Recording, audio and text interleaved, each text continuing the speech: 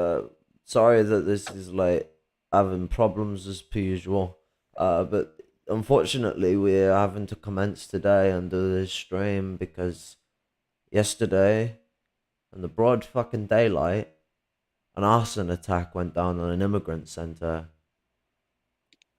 Um, I'm gonna read some articles in a moment, but from what I read this morning, uh, it's five.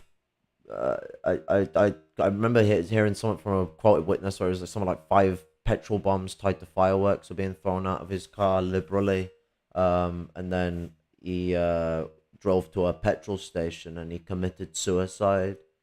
This um uh, this is fascist martyrdom, anti-Semitic martyrdom.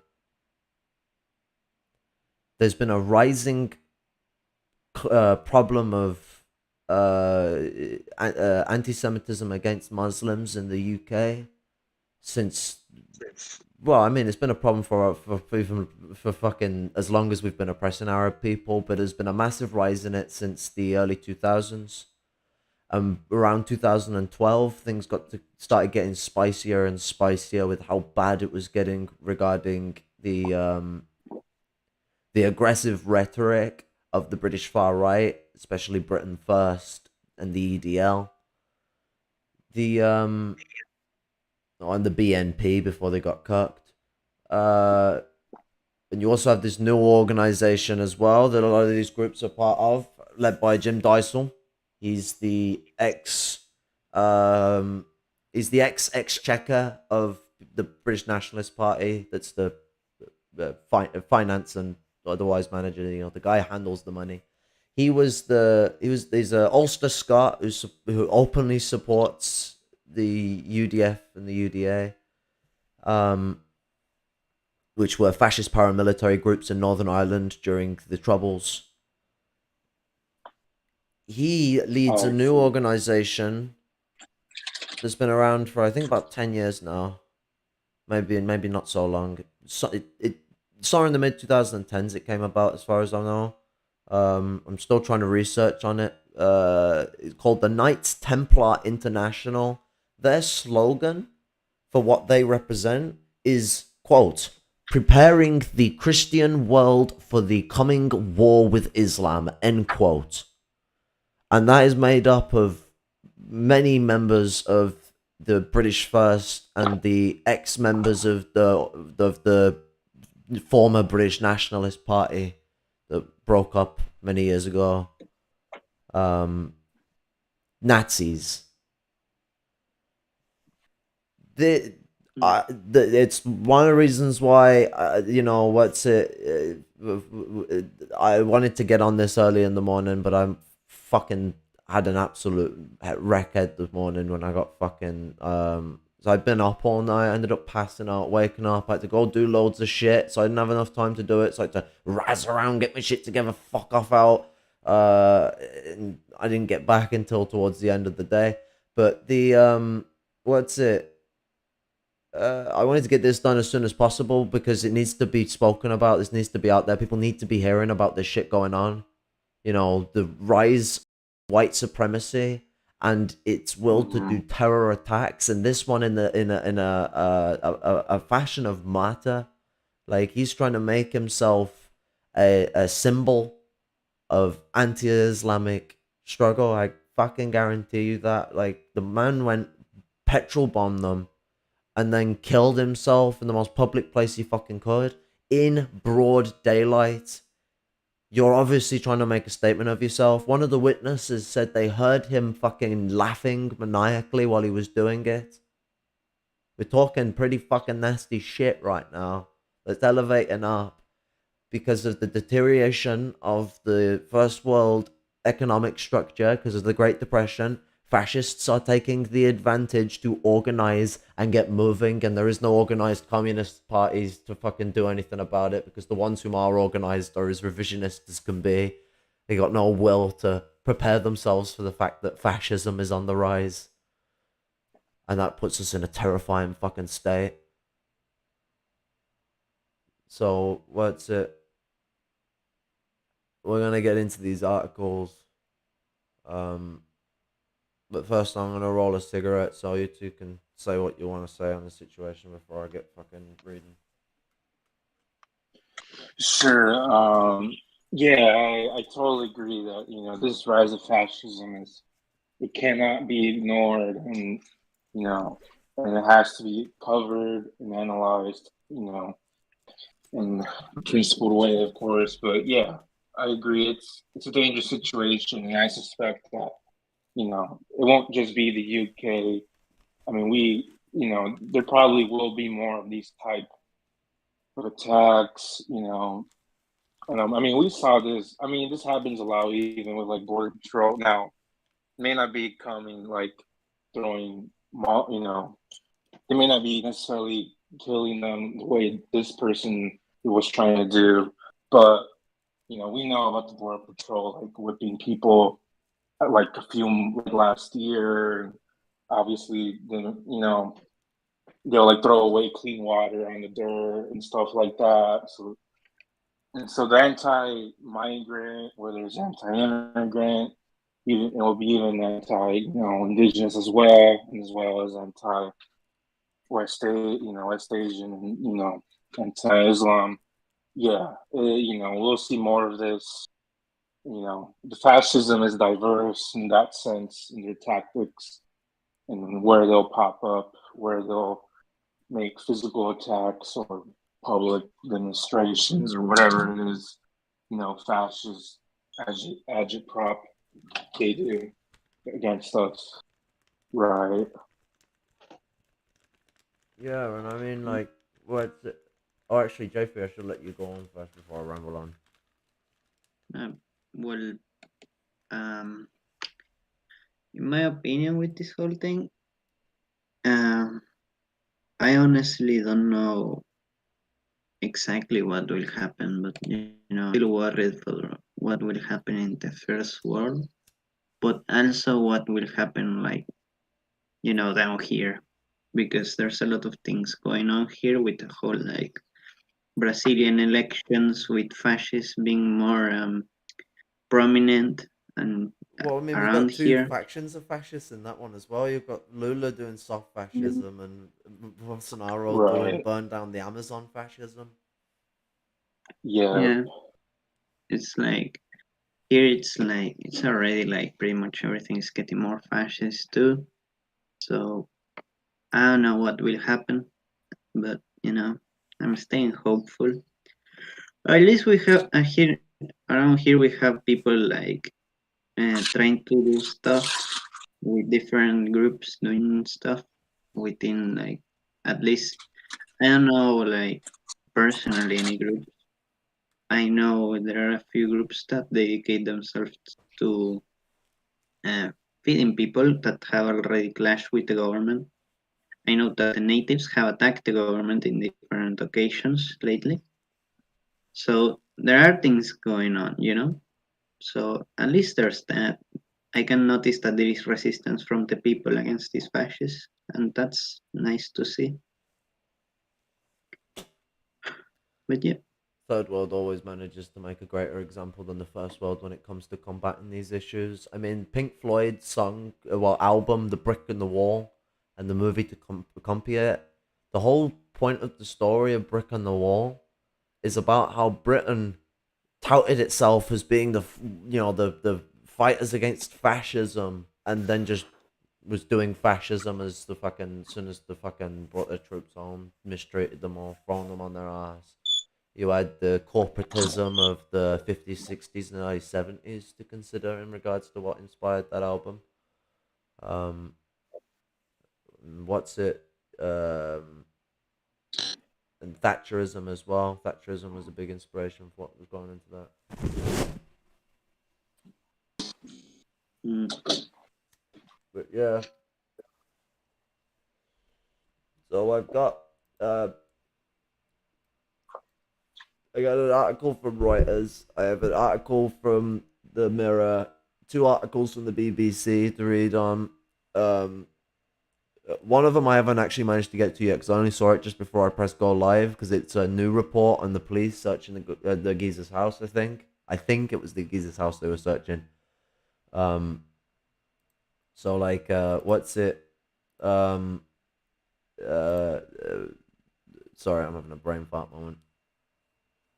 No stress. Gonna read through these articles. Gonna explain what's going on. And then we're gonna talk about the what's it? The ramifications of what's going on here, and make a call for action to, of people in major immigrant communities in the UK to stand by our brothers and sisters that are under attack right now and do all they can to offer support, protection, and aid in protest. Like everything that we can do to prevent fascist attacks on immigrant groups and colonized groups in the UK in general, the better. I'm gonna parrot some of Black Red Guard said about the way things go in the USA. The white supremacists, the white supremacists are coming back home to your neighborhoods. You probably know some people that are like that. You don't understand how close you can be living to these people sometimes. Now, I'm not saying individual people should just go adventurism and do vigilantism on their own. That's stupid. But I will Right. talk about it later on, about the proceeds, and expand forward into a problem in the first world that needs to be met first, and that's a proper organization. But that'll be best saved for later. Do you want me to read the articles? What's it? Uh, I don't mind. It's up to you. I can do it. Just to not put more stress on you. Just send them to me, and I shall do the reading with my funky English. There's the first one. Get the others. All right.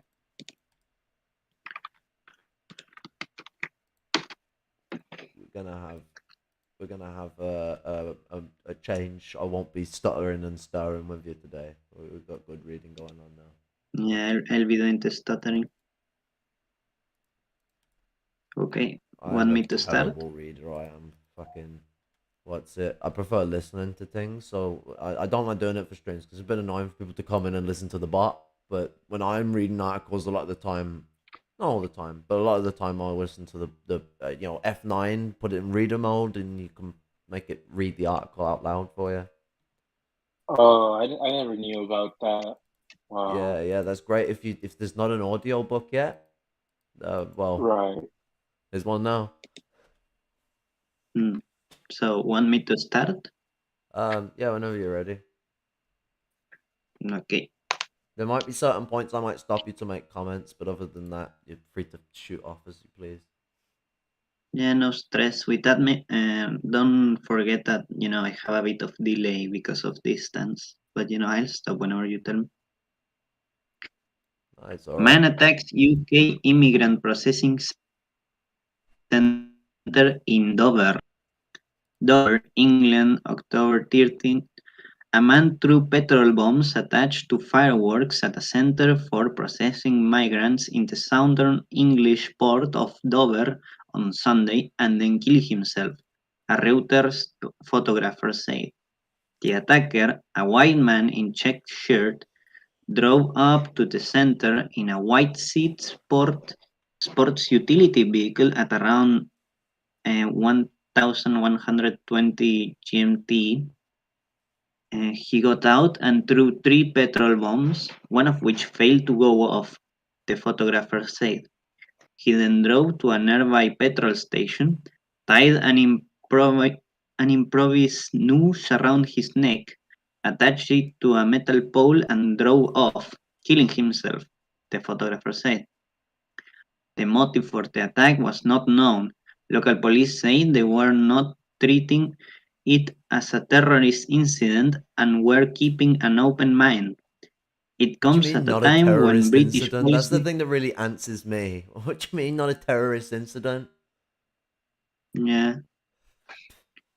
It comes at a time when British policy towards migrants and asylum seekers is a heated political issue.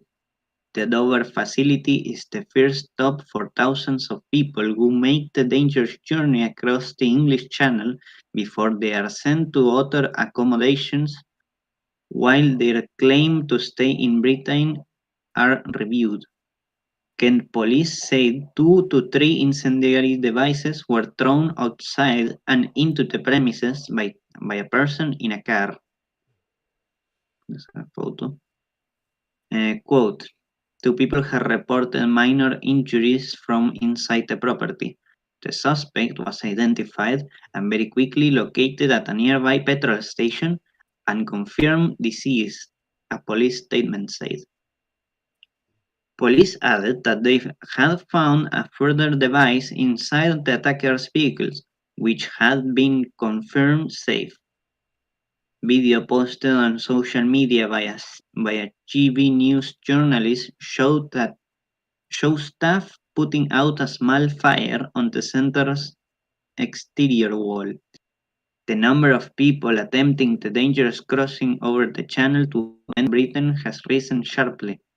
The government is facing criticism from some quarters that border controls are too weak, while charities and human rights groups say asylum seekers are being treated inhumanely. On Saturday, the Times reported that decisions made by Home Secretary Suella Braverman led directly to overcrowding and outbreaks of scabies and diphtheria at a different migrant processing center in Kent, citing multiple government sources. Braverman said on Sunday there had been a quote, a distressing incident, end quote, in Dover. Quote, my thoughts are with those affected, the tireless Home Office staff and police responding. We must now support those officers as they carry out their investigation, she said. And that's the end of the article. So, like, what's it? An important point to note there as well. It's that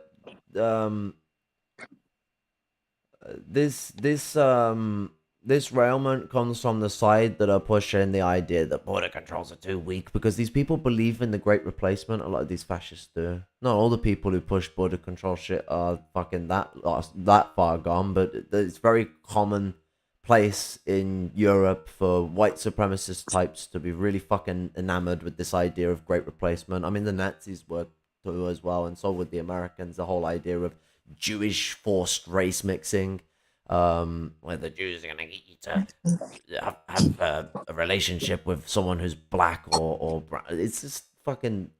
And you're somehow gonna be bred, and it gets into eugenics of the unwanted sectors of population, colonized peoples, disabled peoples, fucking LGBTQ groups. There's such a common ground of connection with where all of these types of sentiments come from, but it is absolutely true that asylum seekers are being treated very inhumanely. We've had a lot of fucking scandals with the way we treat asylum seekers, and fucking Right. a lot of them end up on the streets. Right. But even within the centers, it's that's where it's really at its worst. So like fucking overcrowding is a really big point to lay on there, and the manner of which they operate the programs of trying to get them housed is fucking criminal. I need to do a video on the border force itself at some point, because there's a lot to talk about with the UK border force. Oh, especially the US one as well. Yeah. I'll leave that to an American. What are y'all doing right now? I don't know enough. We are on a stream. Yeah, I know. I just joined your voice chat. Oh, welcome. You sound fucking... What's it? I sound chill as fuck. You sound like you just blazed a fat head. Been smoking this new Oh yeah. Nice. I'm on tight parole because fucking what's it when I was robbed at knife point, it's basically fucked my brother over and fucked me over and everything otherwise. So I got fuck all to smoke in any sort of liberal or even extensive fashion. So it's one every few hours. I had one before the stream started, so I gotta wait a few hours now. Um, what's it? I've been needing to cut down anyway, so it's one of them things. Got to take the blessing out of a bad situation. But what's it? What we're discussing about here is we're talking about the arson attack that went down in the UK yesterday at 11:20 a.m. What happened? A guy in the fucking morning, daylight, just drives up in his fucking SUV, throws fucking several petrol bombs tied to fireworks at this migrant center, setting 2 people alight with minor injuries. And he fucking then drove up to a gas station, in the middle of public, and just fucking shot himself in his car. Well, they didn't say how he killed himself, but I imagine he shot himself. I mean, fucking, be a fucking moron if he decided to like gash himself. Like, fucking hell. Did y'all hear about the cop that killed the kid eating a hamburger? What do you say? Sorry, I need to turn you up. Did you hear about the cop killing the kid who ate a hamburger? Wait, what? Well, I didn't hear about that. In my city, there was this cop who pulled this kid over. No, he went up to this kid in a parking lot. This kid was eating a hamburger, and then the cop started shooting at him. I just found the article you're referring to. Teen shot. Yeah.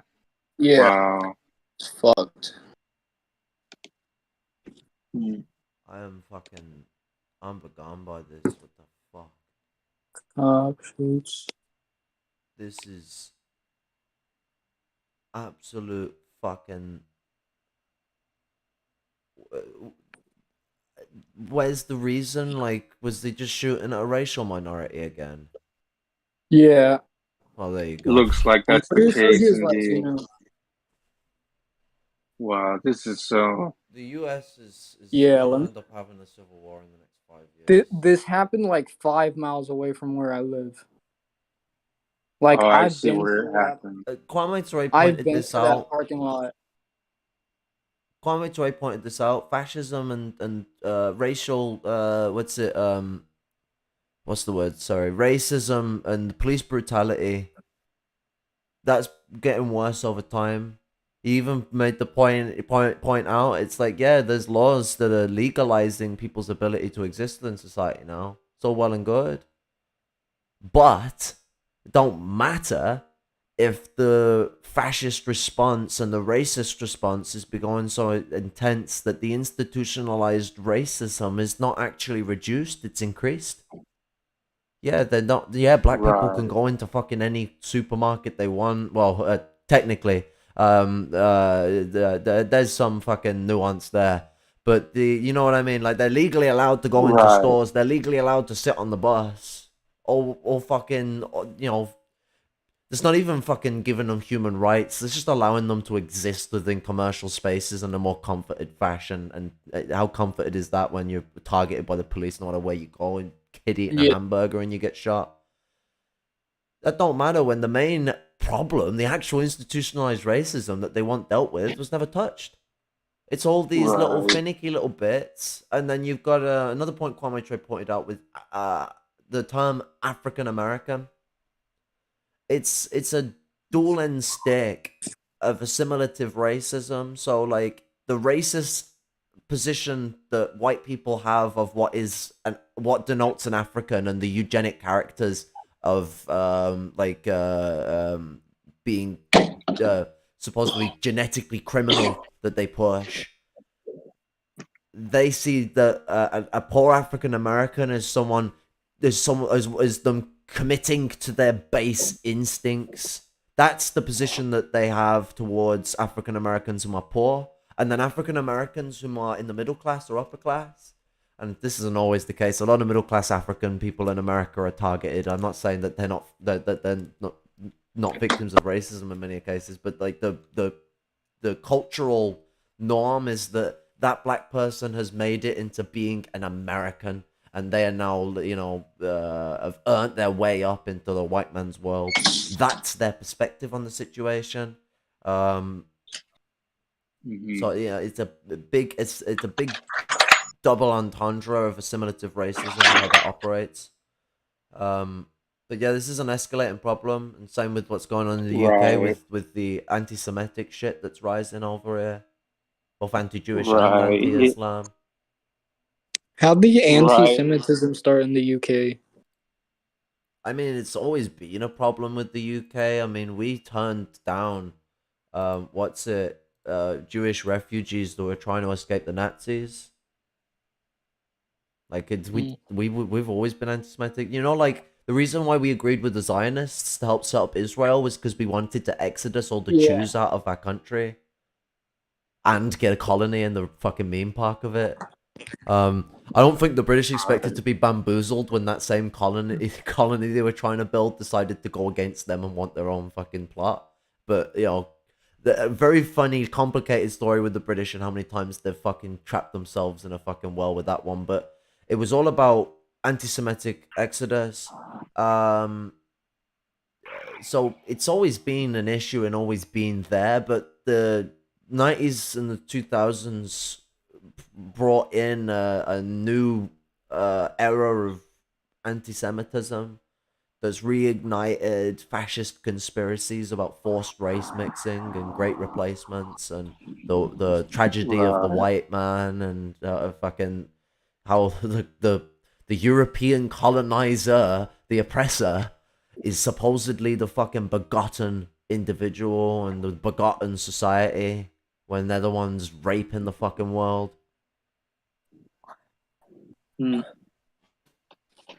Well, the northern hemisphere is raping the world, but you know what I mean. Like, I'm talking within their world set. The reason why European countries had problems with Nazi Germany was because they did colonial style. The kind of war and tactics we use in the colonies against other Europeans. That's why they hate the Nazis. They don't hate them because they genocided Semitic people, or Slavic people, or Roma people. We've got some of the worst track record for mistreating travelers. If you fucking, other than World War II itself, like, I know that one's the biggest, but you know what I'm saying, like, fucking long history of it. Irish and Roma travelers are heavily oppressed, and we got a lot of people who are Irish Roma travelers. That's it. If I remember rightly, Engelzist has both Roma and Irish descendancy. So I see. Yeah, and that's a good point you brought up there too. The Roma are very discriminated in Europe and even in America. There's racist stereotypes about that. And I mean, all these fascist events, whether it's the recent attack on the Migrant Center or these cops just shooting oppressed minorities, for eating or existing. The rise of fascism is, it's tied with all these current events happening, all the anti-Semitism, right? yeah, I mean, what's it? It's getting into a lot of the things regarding that fucking the Knights Templar International with the UK issue as well, because they're a big problem with it. They've been stirring up anti-Islamic sentiment since they were the BNP. It basically is just the BNP, but they're now international. They got a new name. And do you know what's really fucking funny? Guess what Russian fucking theorist, sociologist, philosopher, whatever the fuck you want to call him, Dick Cheese McGuffin, advisor of Putin, that BNP and the fucking Knights Templar International of a joy in celebrating. What is it? Fucking Alexander Dugin. Bruh. What? Can you explain more about that? Well, he's really popular with European fascists. It's really just the given of it. And Jim Dysel and Nick Griffin were actually invited by yours truly, Vladimir Putin, to audit an election, Right. What? like oversee its credulity. It's I like, remember that. yeah, Yeah. fucking. And Nick Griffin turned around and said that he wished the British democracy was more like the Russian one. It's like, what? You're talking about two oligarchies? What the fuck are you on about? Fucking Putin has been Right. trying to remake the Tsardom. You know what? The Tsardom structure of government is pretty much the fucking same. Like, you know, after they Right. did the constitutional reform where they added the fucking parliament, they were building towards eventually what Britain would have had if the Russian Empire continued. They'd have become a constitutional monarchy, or they would have fallen into the social democratic, or let's be real, soft fascist. I can't even say soft. I mean, the supposed social democrats were fucking very interested in siding with the whites, and you know, I don't know if Right. people know where the Nazis' anti-Semitism comes from, but might want to go study what the White Army believed. Anyway, Right. the Russian Empire side, they'd have either have been a really bougie fucking republic that has still had a very similar fucking governmental structure to Britain and the USA, and France and countries like that, where it's the split phase fucking government systems where everything's all fucking chopped up. There's a lot of bureaucracy between houses of government because deadlock is really useful for a government that doesn't want to do anything for people. It's just a way of fucking Right. over a bill. You get whips on one side to go one way, you get whips on the other side to go the other way, and they just put it into deadlock. It's easy as that. But so those three phase governments is typically how they're organized. You three houses. US and UK are like it. I'm not certain on France. I might got it wrong with them, but you know, bunch of cheese eating surrender fuckers. So you know, it doesn't matter. But yeah, no, Putin has just restored Tsardom. He's restored the Russian oligarchy and fucking everything but name. The flag of the presidency is literally the fucking Russian flag with the flag of the fucking Russian Empire on it. Sorry, the eagle of the Russian Right. Empire on it. Blah. I can English. Right. And loads of fucking supporters of Russia's acts in fucking Ukraine went and flew the flag of Alexander II. Right. He did.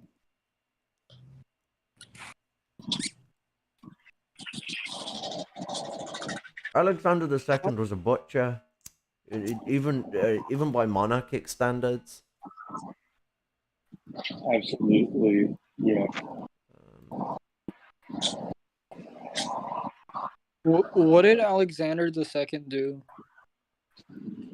What's it?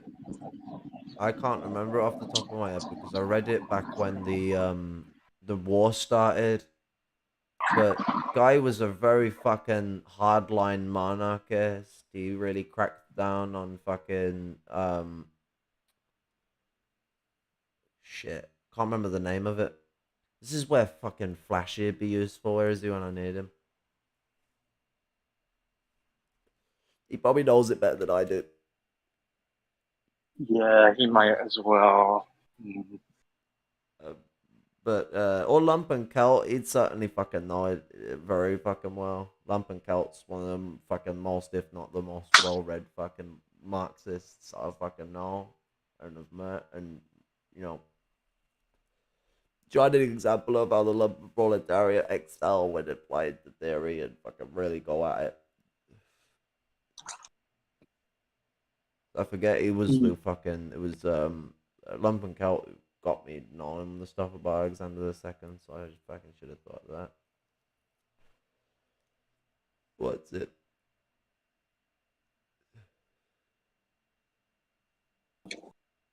But yeah, do you want me to continue reading?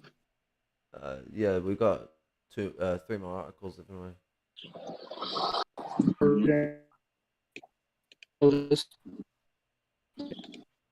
Let me just do that. Okay. Shall I begin then? Yeah, go. Wait, which one? Which one? The second one. The Mirror. The Dover Migrant. Yeah, there's 4 articles. It's the one that's from the Mirror this time. So it's the Dover Migrant. Yeah, because this is where the arson attack went down. Dover, England. Mm-hmm. Dover Migrant Center arsonist found dead nearby.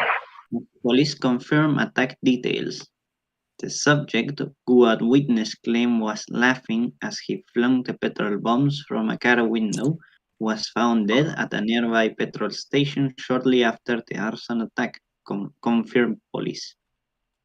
A man who hurled petrol bombs at a migrant center has been found dead at a nearby petrol station, police confirmed this evening.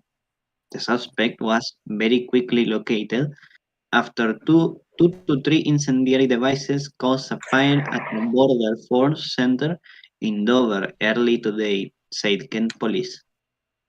Two people who were inside suffered minor injuries and the site remained open, although 700 people were initially moved to Manston Asylum Processing Center for safety reasons, added the force. Photos were earlier released showing a man believed to be in his late 40s or early 50s throwing an object which appears to have a firework attached out of his car window. Local Gary Smith, 31, claimed the suspect was laughing as he flung the bombs from a white seat four-wheel drive vehicle. He said, quote, I was walking over a nearby bridge and I could see him throwing the bombs. They were making loud bangs. I think he threw about 4 or 5. Uh, quote, he was just laughing while he was doing it. It was crazy. The man looked like he was in his 50s. Uh, quote, I can't believe what happened afterwards too at the petrol station. I feel sick. Eh, End of quote. Another witness described the incendiary devices hitting the processing center as sounding like, quote, end of year fireworks, end of quote. The lorry driver, who gave his name as Francisco, came across the scene as he ran back to his truck. He said he started to run after hearing loud bangs similar to fireworks. Francisco added, quote, there were loud bangs, about 8 of them. It was like end of year fireworks. I ran back to the petrol station to see what was going on. It seems the bangs were coming from above the cliff. Uh, I I got to the petrol station at the same time as police. It wasn't a nice sight. I can't believe why someone would do that. I feel sorry for the man. There were no customers in the park at the time, thankfully, just the people in the shop. End of quote. Another witness told Kent Online, quote, I heard what I thought was cannons going off and thought it must have been an event. We paused the TV to hear. There were at least 6 or 7. Don't think it was actually explosions that we heard is just so upsetting. I really hope no one is hurt. End of quote. And a worker at the petrol station said, quote, I swapped shifts with the two people who were on at the time. They just wanted to get home. They look really upset. When I came into work, I didn't want to look at it. I wouldn't have slept for days. End of quote. The suspect was described as a white man wearing a striped top who drove up to the center before killing himself, said a Reuters photographer present at the scene. A local MP later said the individual had taken their own life. By the afternoon, the scene had been cordoned off and forensic teams were working in the area.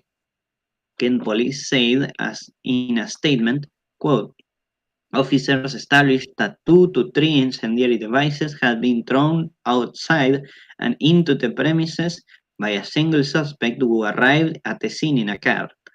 2 people have reported minor injuries from inside the property.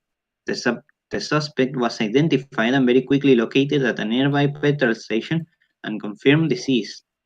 The explosive ordnance disposal unit attended the location to ensure there were no further threats.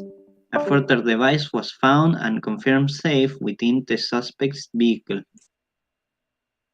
The site remained open, however, around 700 suspected migrants were relocated to Manston to ensure safety during the initial phase of the police investigation.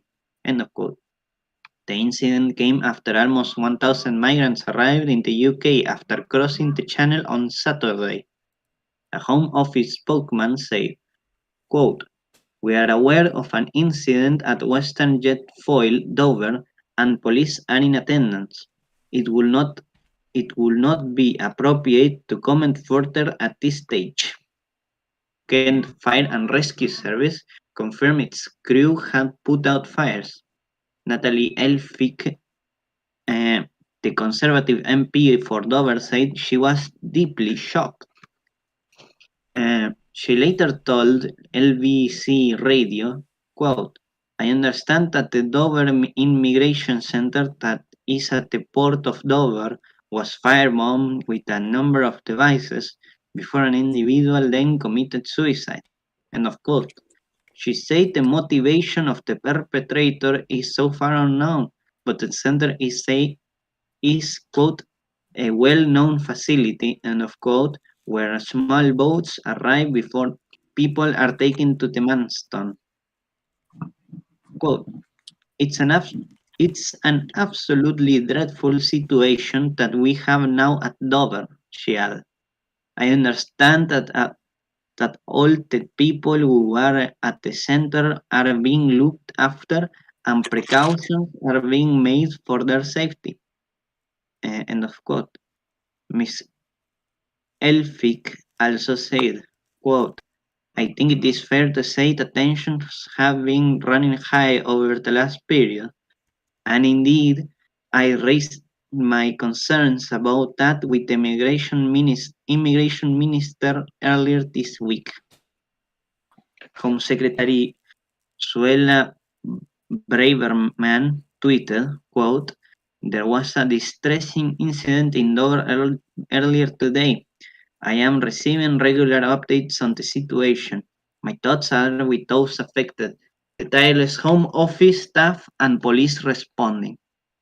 We must now support those officers as they carry out their investigation."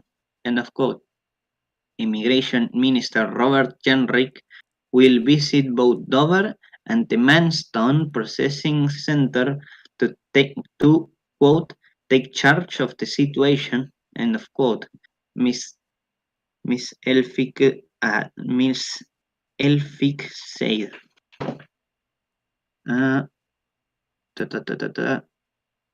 And that's it.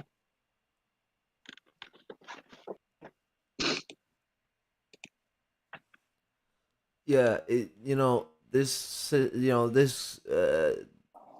the fact that they're like, as much as they don't have a dot to dot perfect motivation for the attack, the fact that a migrant center was attacked shows that there is obviously some form of racist intent for the attack. And anyone can Absolutely. fucking see that this was fucking fascist martyr shit when they've gone and killed themselves in the process. Absolutely. I totally agree. It would be one thing if, like, it'd be one thing if, like, progressive revolutionary was, like, going after, like, the pigs and green, the immigration, that would be, like, a separate thing. But, yeah, I mean, this is obviously an attack on the migrant center. It has that fascist racial sentiment just automatically, right? Mm.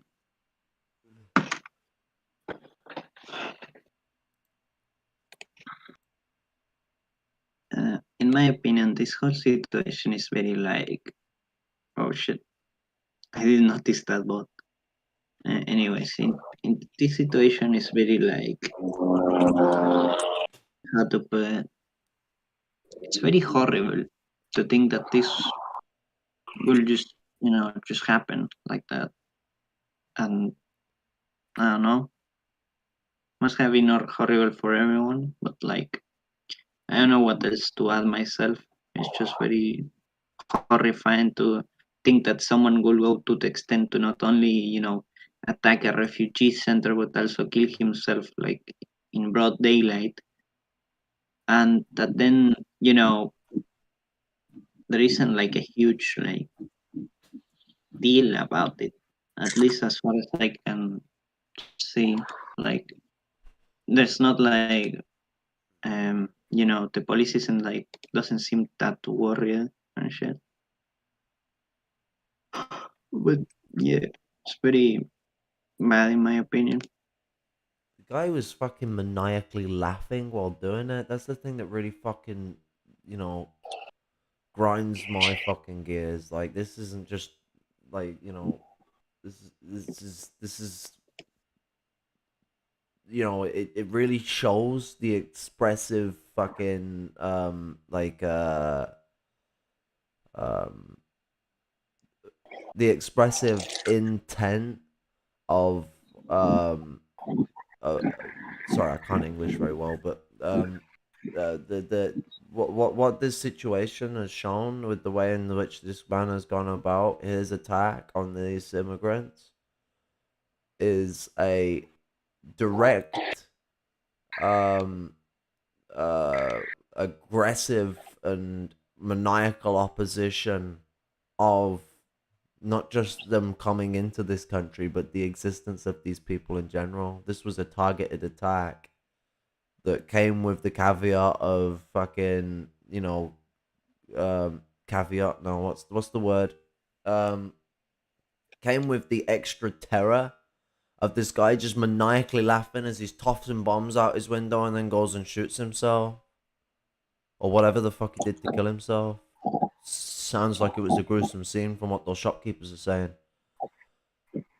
Yeah, I think that by what I read before, I think that he sort of hanged himself to something Killed and himself then in his just started car, the car. from what I remember.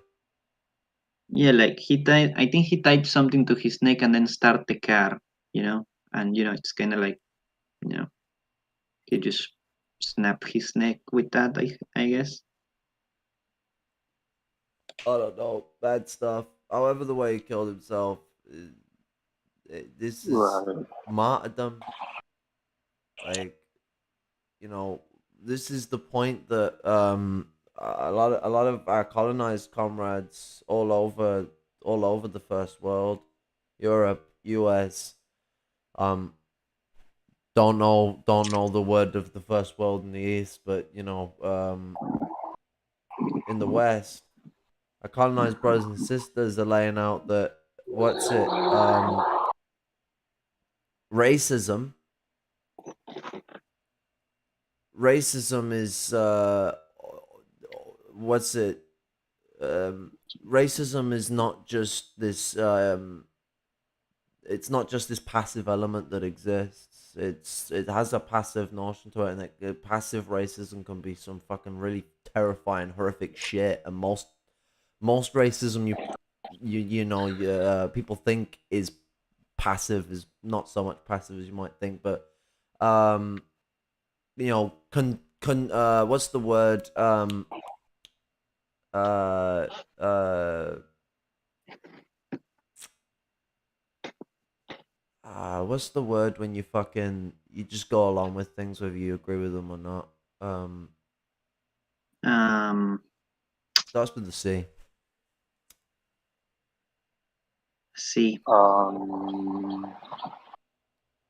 Complacency There you is one of the big Right. commitments to how which these institutions function, and passive racism is a massive part to how racism functions. But passive racism is an effect of the base of how racism operates, which is on an institutionalized basis that is heavily aggressive, heavily organized, and when things get to a pointation of crisis, that white supremacist society, which fucking all of Europe is white supremacist in the and fucking the governments the whole power at the moment. All governments in Europe the whole power have you know, terrible white supremacy culture that's going on in there, and um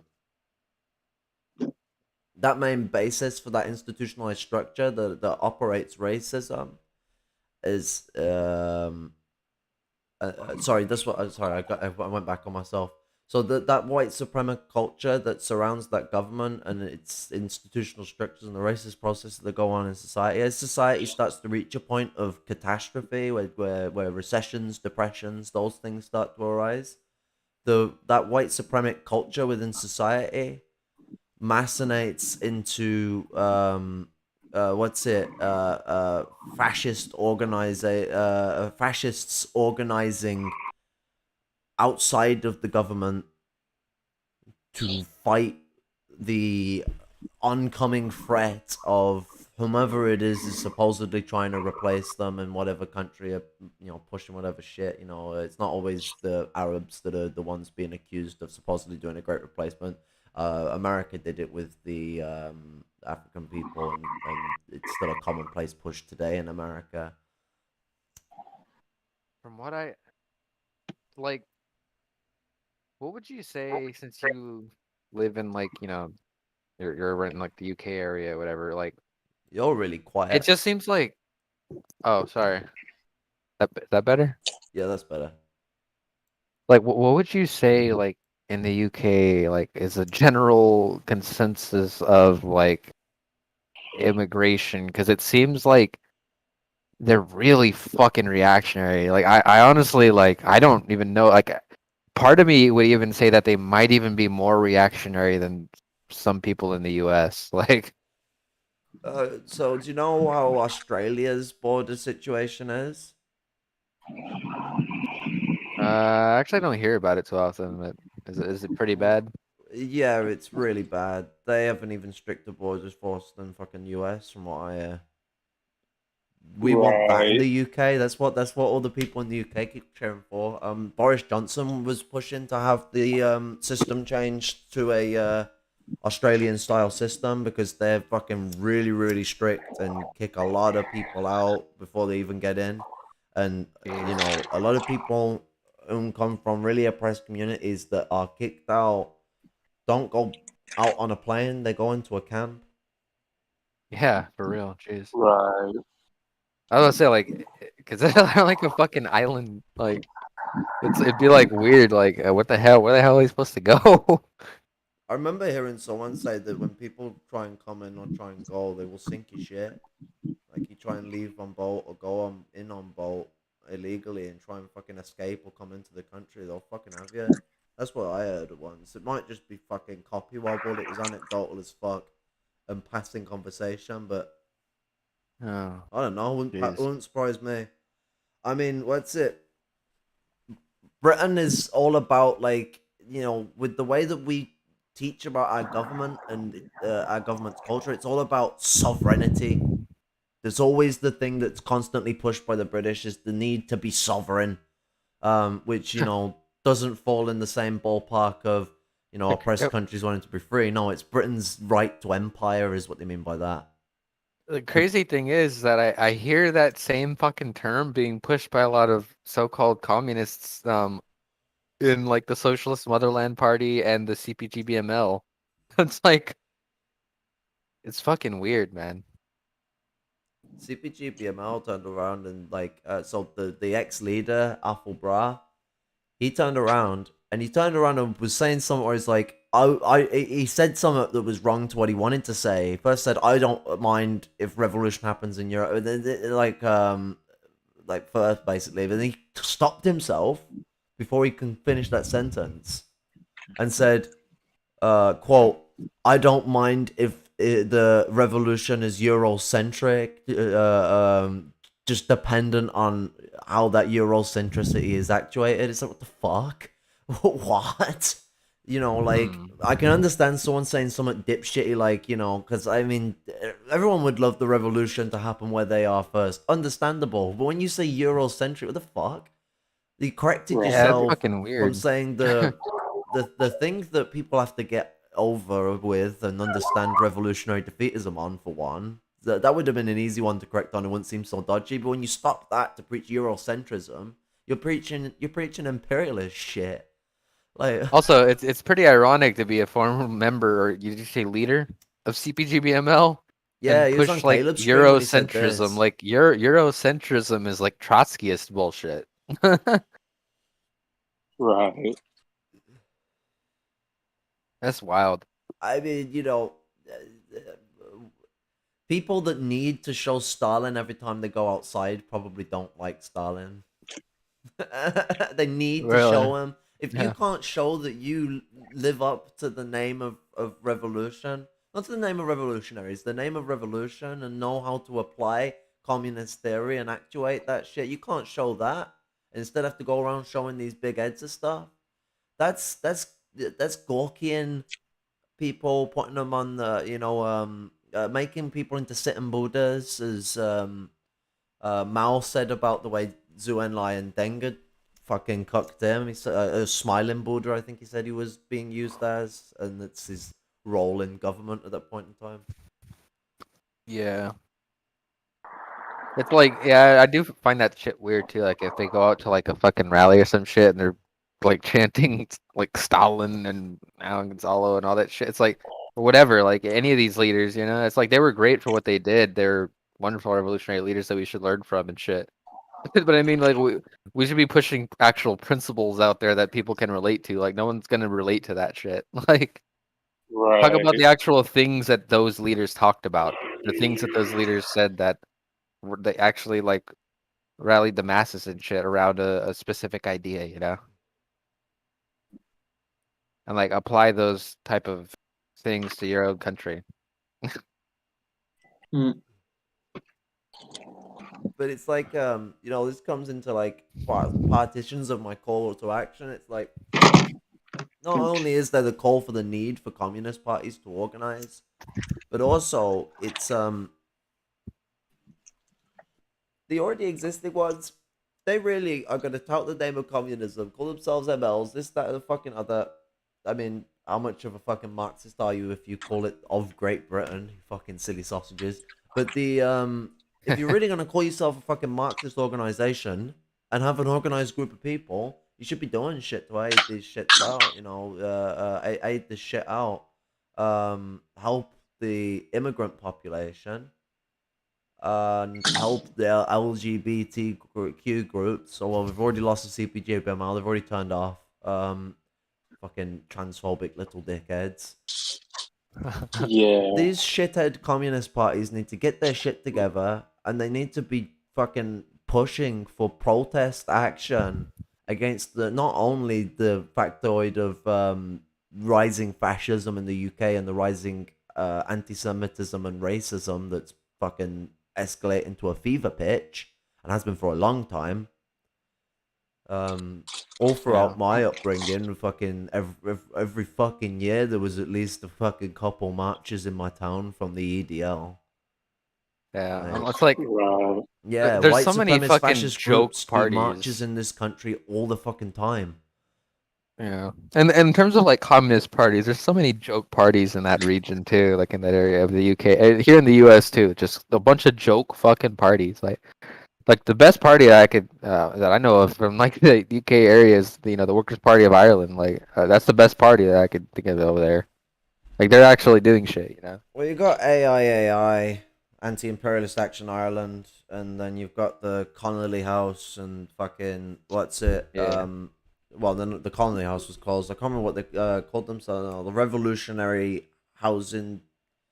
Yeah. But Weren't they're they associated with the Workers' Party of Ireland, or were they something else? I thought they were associated with that. Like they they were might the be ones running associated that. with that. Like, I ain't good with names, so. Yeah, I think they're the ones running that project. Yeah, it's really good. I like what they're doing. Yeah, fucking if it is the same stuff, it'd be the stuff Marxist Paul has been fucking enlightening us on. It's been based. Yeah. Right. Fucking Marxist Paul's a legend. Fucking, I wanted to interview him at some point. It'd be fucking ace.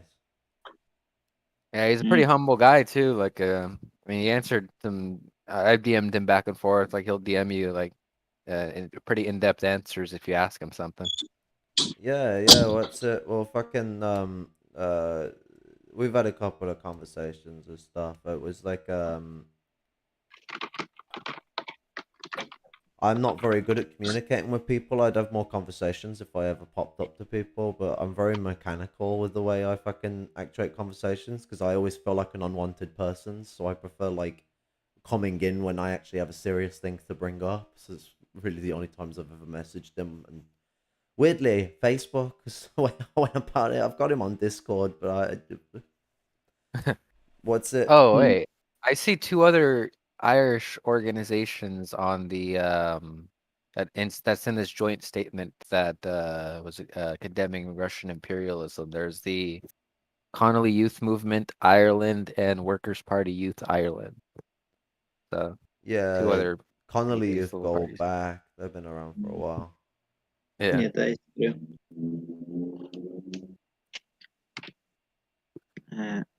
But yeah, want me to read the last thing? Yeah, go for it. All right. The one where they raid his house. Wait 1 second. Let me make sure I got this right. Yeah.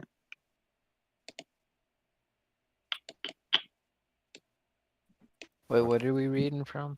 But yeah, This- what's it? The communist dogs that exist, if they really want to prove that they actually have any care for the struggles that are going on right now, need to be pressuring for fucking protest action. They're organized. They have groups of members in fucking the numbers of thousands of some of these groups. You know, organize, do shit. Don't just go around selling newspapers and fucking asking people to sign petitions. Protest. yeah.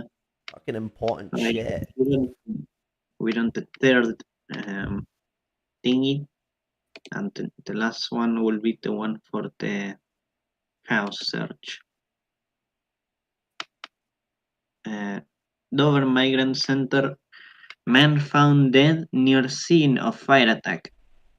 A man has been found dead after incendiary devices were thrown at a home office migrant center in Dover. 2 or 3 devices, described as petrol bomb by witnesses, were thrown by the suspect, who was found dead at a nearby petrol station shortly after. Another device was found in the man's car, was later made safe by the explosive ordnance disposal unit. 2 people who had been inside the center suffered minor injuries in the attack. Kent Police, which is leading the investigation, is not currently treating the incident as terrorism. Home Secretary Suella Braverman described the attack as, quote, distressing, end of quote. A photographer with Reuters news agency who witnessed the incident reported a man had thrown petrol bombs with fireworks attached before taking his own life. Dover MP Natalie Elphick also said she understood the suspect had killed himself. Police had been called at 11:22 GMT on Sunday to the viaduct Dover, where the devices were thrown by the suspect had started a fire. Speaking to LBC Radio, Ms. Elphick said the motivation of the perpetrator was so far unknown, but the center is a quote, a well-known facility, end of quote, where small boats arrive before people are taken 20 miles away to the Manston Asylum Processing Center in Kent. The Dover site remained open, but around 700 suspected migrants were moved to Manston, about 15 miles away, for their safety during the initial stages of the police investigation. Posting to Twitter earlier, Ms. Braverman said, quote, I am receiving regular updates on the situation. My thoughts are with those affected, the tireless of home office staff and police responding. We must now support those officers as they carry out their investigation. End of quote. Conservative Dover MP Ms. Elphick said she was, quote, absolutely shocked and appalled, end of quote, by the incident and that, quote, tensions have been rising, end of quote, over numbers of migrants arriving in the town. Quote, I have expressed my concerns over security of the center in Dover, she said. I don't think this is the appropriate place for a migrant receiving center. Dover is an extremely busy and open port, end of quote. Immigration Minister Robert Chenry, who visited the Manston facility on Sunday, said he was being updated on the incident by Kent police. That's the end of that. Yeah, so Man, I why mean, did that like, guy kill himself? Like, what a pussy! Like the like no, it's the a police martyr are thing. probably gonna That's a martyr yeah the thing. police. He wants the I police to guess. know his name. I It goes I was public. gonna say like Yeah. I wouldn't be shocked if they fucking like gave him all types of pampered fucking benefits. Say, oh, thanks you for doing our job for us. It's like I mean, that's the thing. Right. It'll be like America. They ain't gonna fucking get to the fucking root of this. yeah. Fucking Exactly. what's it? There was actually evidence that the police were dressing up to fucking do false terror attacks in London during 2016.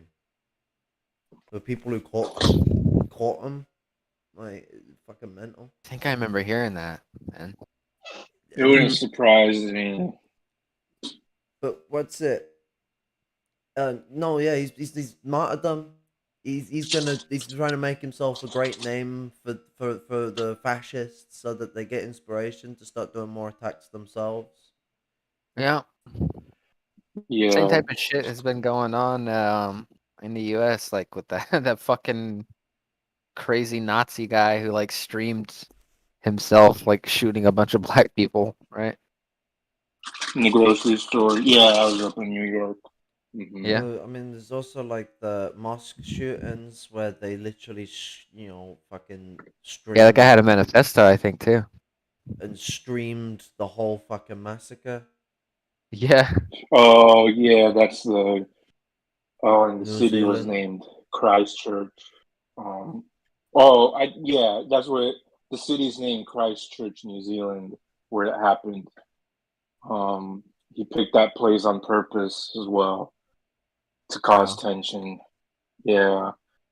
All about We being these also. great fucking Hitlerite, Kaiseristic fucking martyrdom figures that are going to inspire the rise of fascism to do the Great Reset.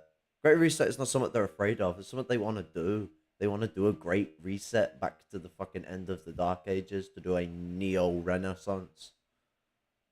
Right. Or some of them will say that they want a dark enlightenment. You know, Yeah, that's the Enlightenment phrases they'll period use. was the Renaissance. I don't think I've ever heard dark Right. anything be good. Like adding dark to it just doesn't it usually means it's like some fascist shit. Right. Well, come on, man. Are you telling me that dark manga is going to be worse than normal manga? Come on, man. Two negatives make a positive. You never done math. Yeah. Dark Kampuchea and what was the other one?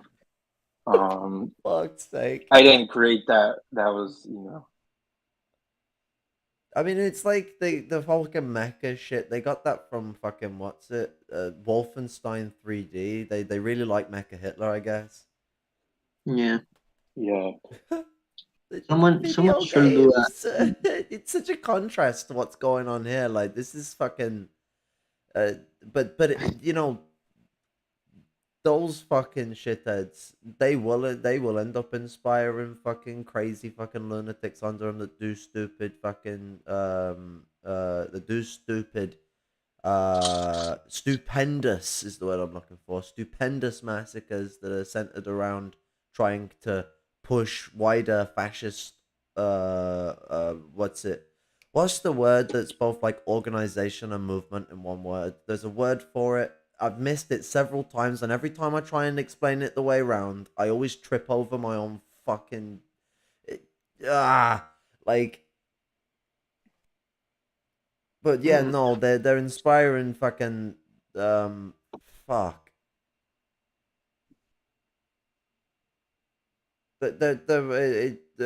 It's a call to action. That's the easy way to put it. It's a right wing call to action.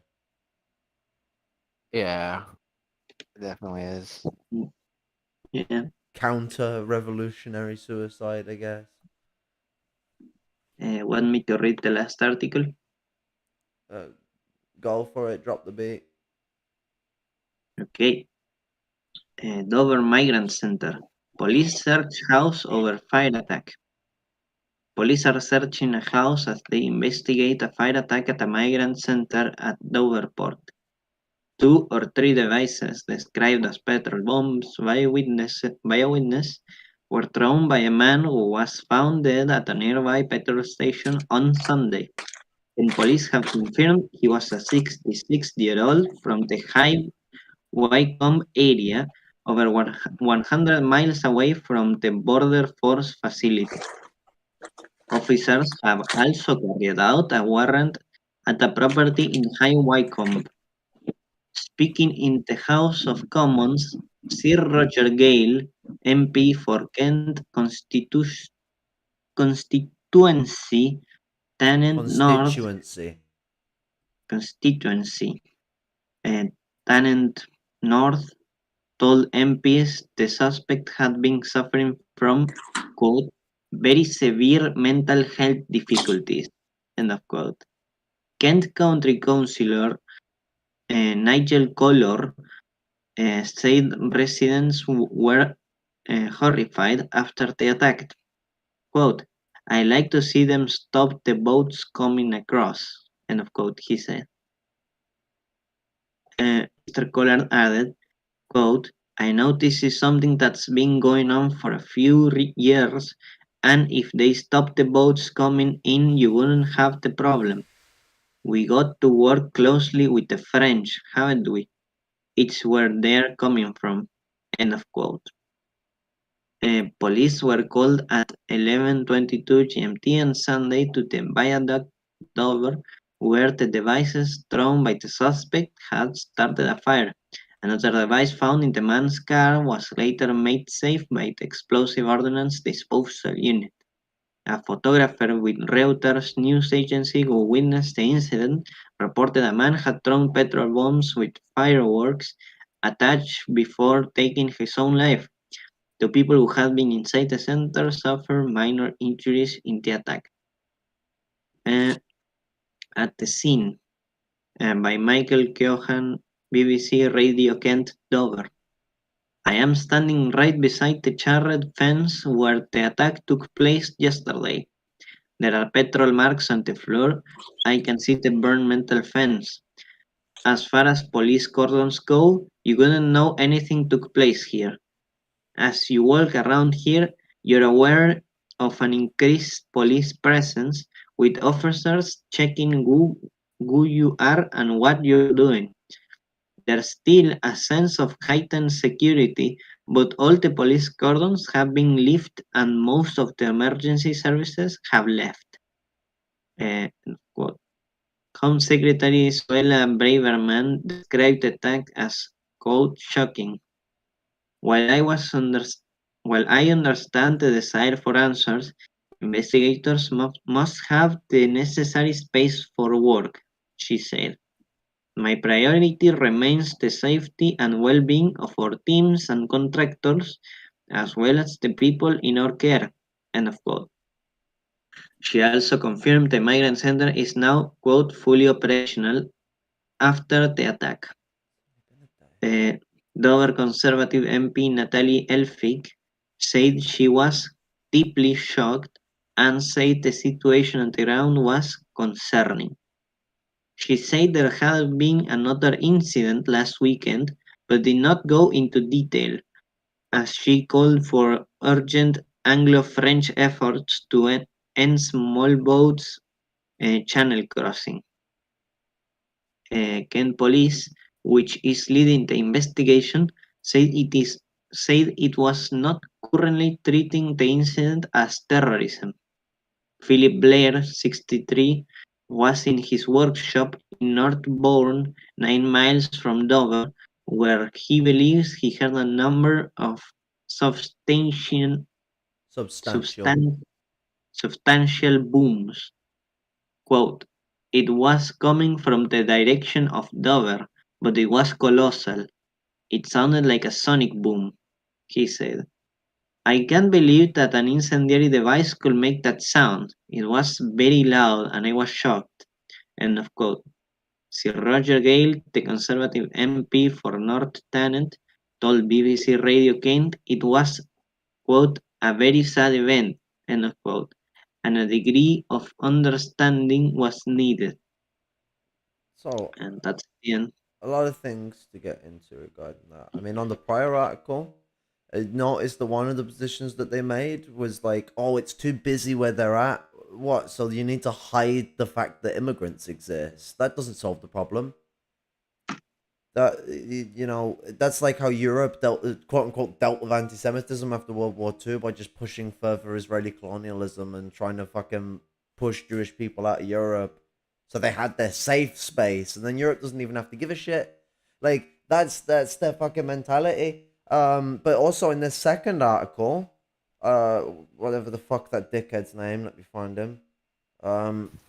Mr. Collar is a cunt. He turned around and was like, "If they stopped the boats, they wouldn't have this problem." What do you mean? How is it the fucking asylum seekers' fault, you moron? You fascist little prick. And then we gotta go work closely with the fucking anti-Islamic French.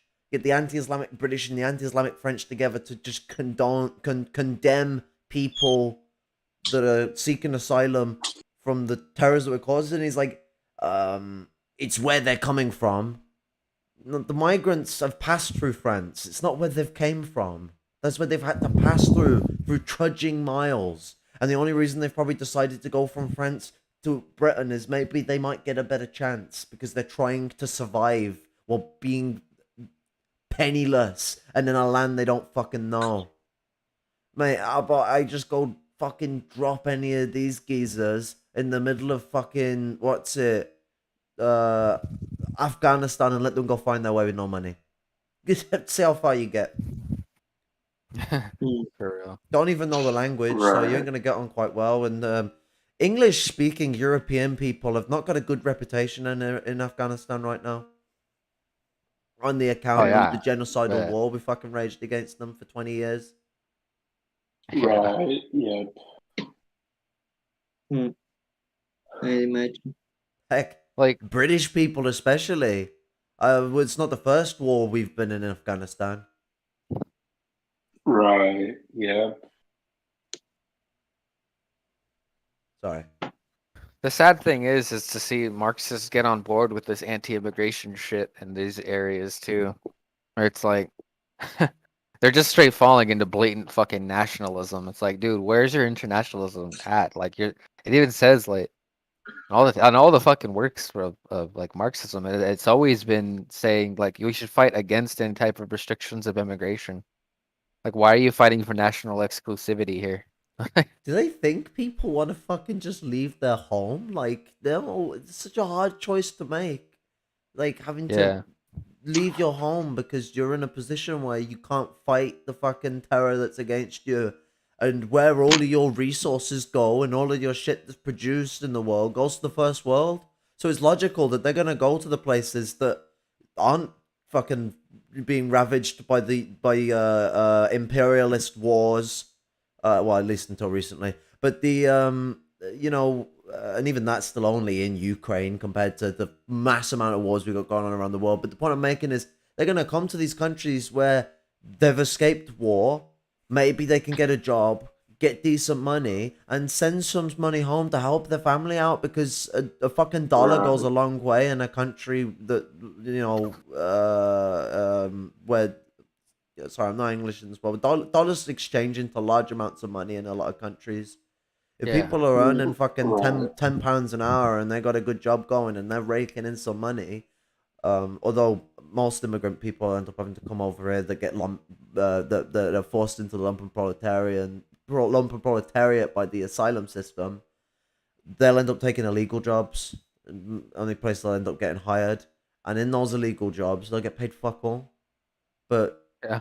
you're getting that money, even if it's a couple £100 at the end of the week, and sending 50, 60, maybe even 150 of that money, and just having enough so you cover your send. That's blessed, and will go a long way for the folks at home. So that it's opportunistic shit, but it's what they've been put in the position of. Like, they're having to take that opportunity.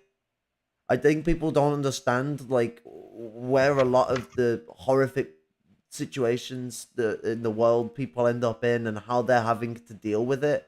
And one of the biggest decisions one ever has to make in their life is the exodus home. Yeah. Right. Like- Absolutely. The crazy thing is like it's something I notice a lot, and it's just an uncomfortable truth that I think we got to start grasping with here is that a lot of like so-called Marxists in the West, especially, their critiques of capitalism don't come from a Marxist perspective, but more from like a conservative revolutionary perspective, where it's like Yeah. they'll instead of like seeing like migration for like what it is materially and how it's like a type of progressive thing, they'll view it as a bad thing, and they're against imperialism specifically because it encourages immigration. But like they don't see immigration as a good thing; they see it as a bad thing, and they want to stop it from happening. So to get the immigrants out, that's why that's where their anti-capitalism roots from. But they still want to uphold national exclusivity. It's really bad. Like I mean, what's it? I've got Celtic heritage in my descendants. The Celts, they came here by emigrating from mainland Europe. How do they think societies go about? How do they think people get to places? Do they think cultures develop? We move around. We all came from fucking Africa. We're all over the fucking joint now. So, obviously, some immigration may have happened. Oh no, call me a fucking sinner. I've said the I word, damn. But it's genuinely this like Christian conservatism that I see with a lot of these first world European communist parties, and it's dangerous. It's not even just that it's revisionist and reactionary. It's dangerous. Absolutely. Yeah, and I wouldn't even just say it's just like the Marxists, so-called Marxists in the first world. Like even even a lot more of these Sockdom types hold those views now. Oh, yeah. They're pushing. Yeah, they're pushing. I mean, both parties over here, they're pushing the wall stuff now. You know, I mean, look at Biden. I mean, we still got cages out here in America where we're putting migrants in and all this. Yeah, I mean, like, you No. can't really run as a Democrat in Arizona unless you're in favor of fucking strong border protection and shit. Like, Borderline Right, death exactly. camps. Fucking America, the death camps are already there. They're just filling them. Heck, the prison system already Right. is a death camp for black people. Concentration camp would be the right word. Concentration camp. The concept of the concentration camp comes from the British, and the Americans utilized it themselves because fucking it was commonplace in British empires before the Americans even left. Like, 1700s. We used to ram people into camps all the time. The reason why they're called concentration camps is it's got nothing to do with thinking like some people get fucking kerfuffled on that like Hitler was doing a big lie or something. Like, no. Does anyone really think Hitler ever read what the Spanish anarchists did sociopolitically when they did their they named their re-education camps concentration camps? No. They got it from the British. And it just means high concentration of peoples. Hitler was a pretty big fan of the British too. Like, people don't want to like talk about that. Like, Right. It was weird and as the well, U.S. for though. that matter. Like, especially He with their like actually put genocidal Russia. fucking eugenic shit. He actually put the Soviet Union as more Aryan than Britain, which I find funny. Yeah, and of course, Hitler was a fan of Henry Ford, and and technically they did do research and try to model the Nuremberg fascist laws by the Jim Crow, and the Jim Crow still exists in America. Don't listen to these liberals who keep saying that racism ended or whatever. That's total nonsense. Yeah, it's funny. Like liberals say the same shit that conservatives are saying. Like that's the shit the conservatives always say. Like racism ended Exactly. in 1965. It's like no, not at all. Right. To add color on what Hitler poses as what represents Aryanism, it's society's ability to withstand the quote unquote attack on the Nords, like the Nordic culture you've been so like in Russia the oligarchy is massively Swedish. um in Britain, our upper class, our those that are in power are more Norman and Anglo-Saxon, so maybe that's why he rated us lower. He didn't get in too many specifics. He just throwed loads of percentages out like a right fucking tismoid, but fucking um, what's it? Yeah. Everyone's fucking bad for that, but fucking the guy he constantly talked about like how the Nords are like 100% Aryan and they'll be the fucking leaders of the new big Aryan fucking empire. Fucking Yeah. I mean Like, that was in terms of like this like eugenics fucking shit, it's crazy. Like you don't even have to go back to like way back then. It's like even in the 70s, like the U.S. fucking sterilized like 25 to like 40 something percent of Native American women as young as like 15 yeah. years old. It's like Puerto they're Rico fucking as well. eugenics bullshit. Is insane. Yeah. Puerto Puerto Rico, it Ricans was as the well. highest rate of um, what's it? The sterilization. Yeah. Um, Mm. mass amount of people in Puerto Rico descend from Tao people. Is it Tao? I can't remember how to pronounce it properly.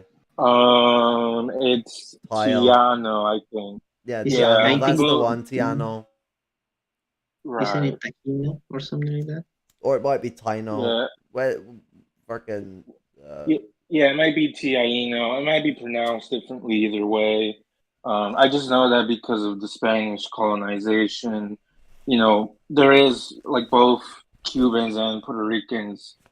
There. That's where the Tianos, the indigenous of. We're talking about pre, Colombia era, but yeah. but yeah, what's Yeah. it? Puerto Rico experienced the highest rate of sterilization that's ever existed in a country in the world. And that's because of the US. Mm. Like the U.S. like in fucking Puerto Rico and shit. Like they literally like banned like their fucking national anthem or something like that too, and like their flag for like years and years and years. And then they still Right. do it. They still do it subtly too. Yeah, they do for sure.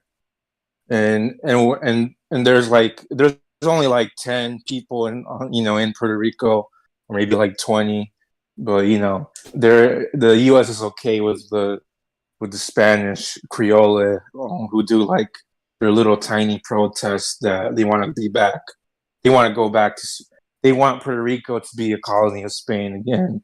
The US won't censor them, so it shows you Oh there. yeah, they'll probably prop them up. Right. Although it's super unpopular for obvious reasons. It's just like 20 out of everybody on there. For real. Mm. I hated so you guys remember so Puerto Rico's been hit hard with like several fucking really bad hurricanes and shit, and it happened again Yeah. recently too. Um give what you can to them. But I remember during Trump's term there was a really bad one. And Right. like liberals were taking the opportunity to fucking like rightfully criticize Trump for his horrible handling of the shit.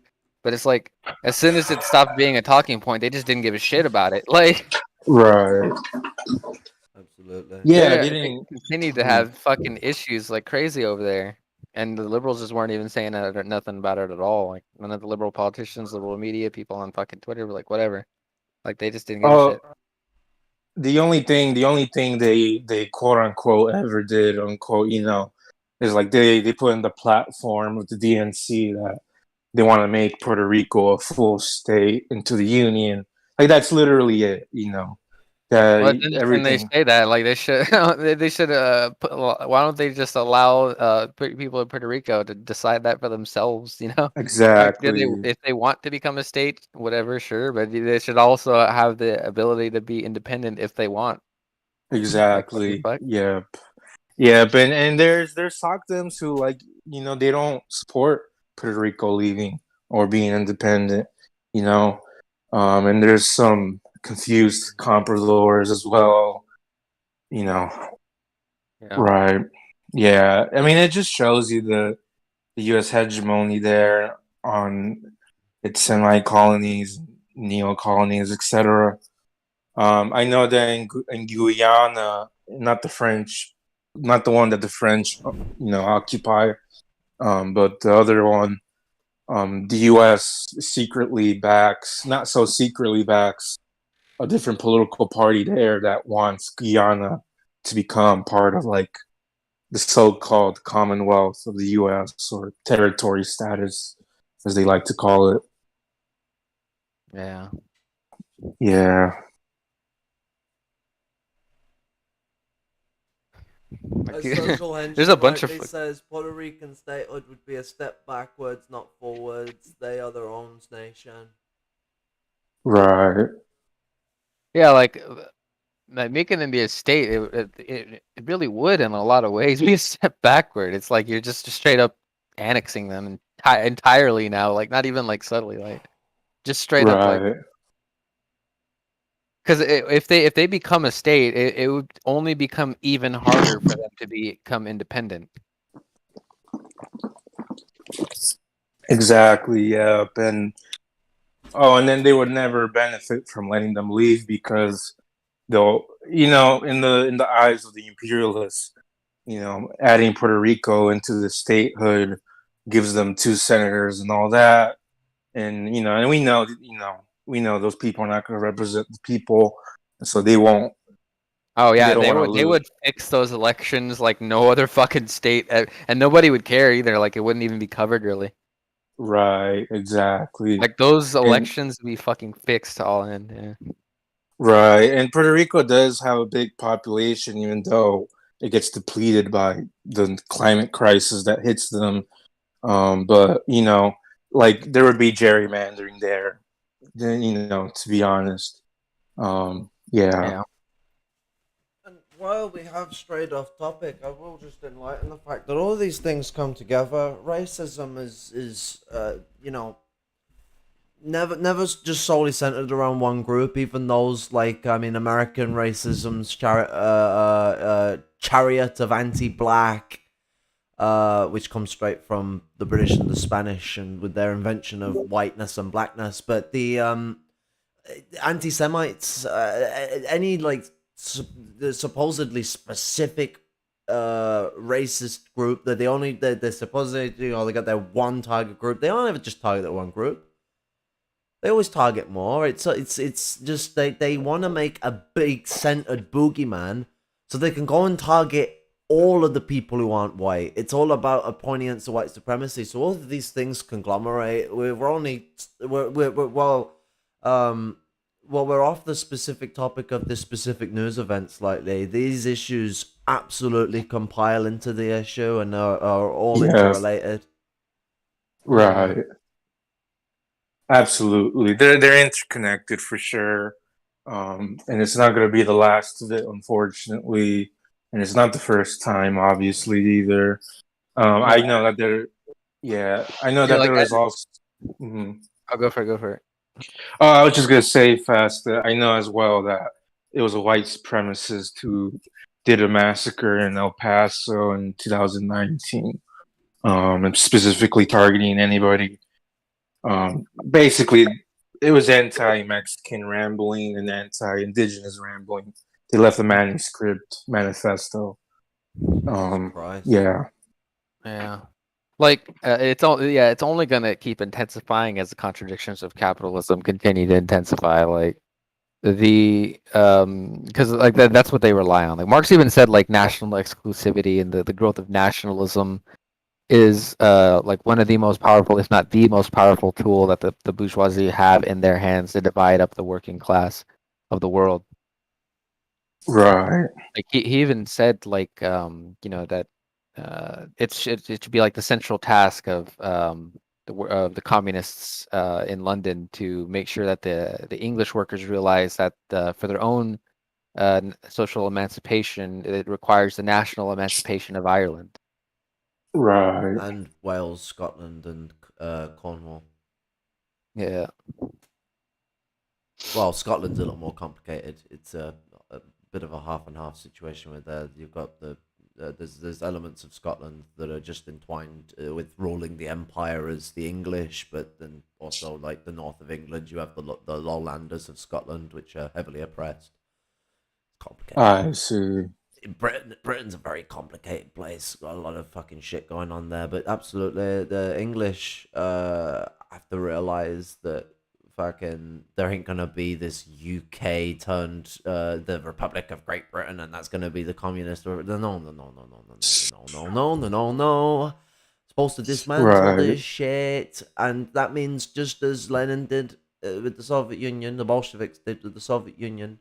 You offer them the ability to fucking go their own way and do their own thing.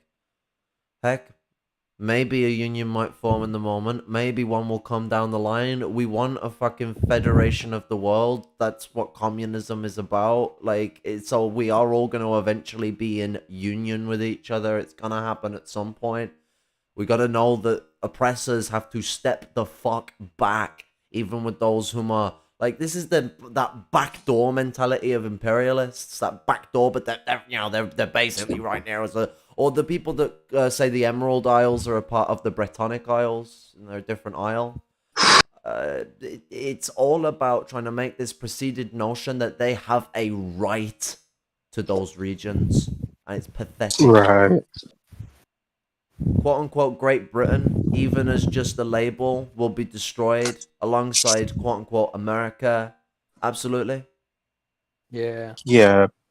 Yeah, I agree, and I've told other people recently like there should not be a like if there's going to be more new communist parties in this place, it should not be named after America in that sense. It should be more.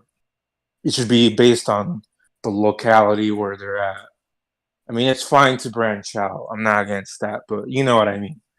Well, I mean, I'm like a lot against. of indigenous groups agree with the idea of, well, I mean, where the states are and the people who like have been culturally acclimated to, because a lot of native people have become culturally acclimated with being native and being from Texas or being from, X place. Otherwise, Right. they're not really seeking out to like, okay, all the states, we're gonna now go and like shift the borders about, because they want cultural autonomy. They're like, we don't want the Right. USA. They don't want America Right. in any outlet. But Right. one of the things as well that comes in with that is, I mean, a lot of the states are named with native names. It just seems like a big kerfuffle on their end. The way they see it is, it's just a bit of big kerfuffle.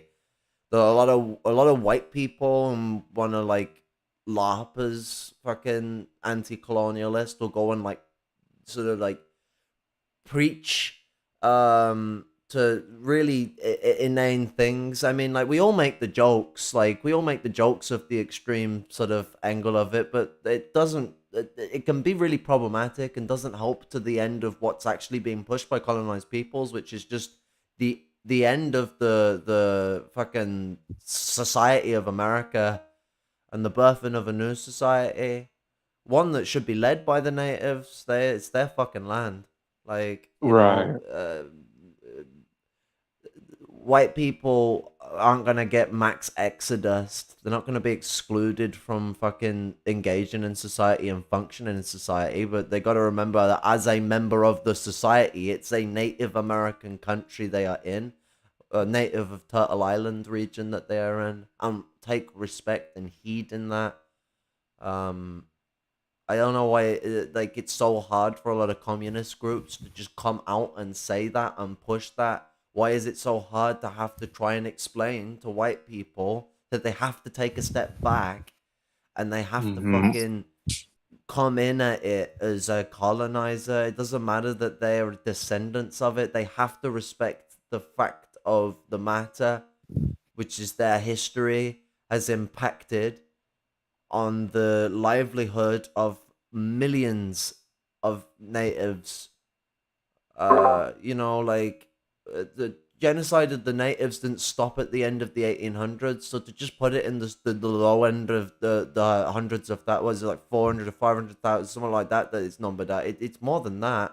Like it didn't stop in 1905. It didn't stop in fucking 1925. It didn't stop during the Great Depression and the Dust Bowl famine, where black communities and native communities were hit the fucking hardest.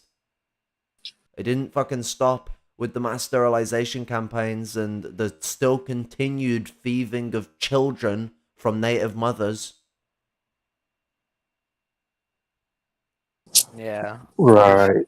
Like still ongoing. That's why it's like the whole like embracing of like American patriotism thing is just like a complete contradiction, and it's a betrayal of these principles. It's a betrayal of right nations of self-determination, and it's if you even look at just talk to like your average like people that are from these like oppressed communities, it's like they're pretty ostracized by this like nationalist Yeah, bullshit. Like they're not on board absolutely. with that shit. Absolutely. I agree there. They're not on board with it. And, yeah, there's a lot of alienation too, unfortunately. And, And Marxists especially shouldn't be coming hostile to those people at all. That just shows their own inherent chauvinism that they haven't been able to overcome yet. Because like right. Lenin himself even said that like the socialist movement can't triumph within the old framework of the fatherland because it creates new and superior forms of society. Right. Exactly.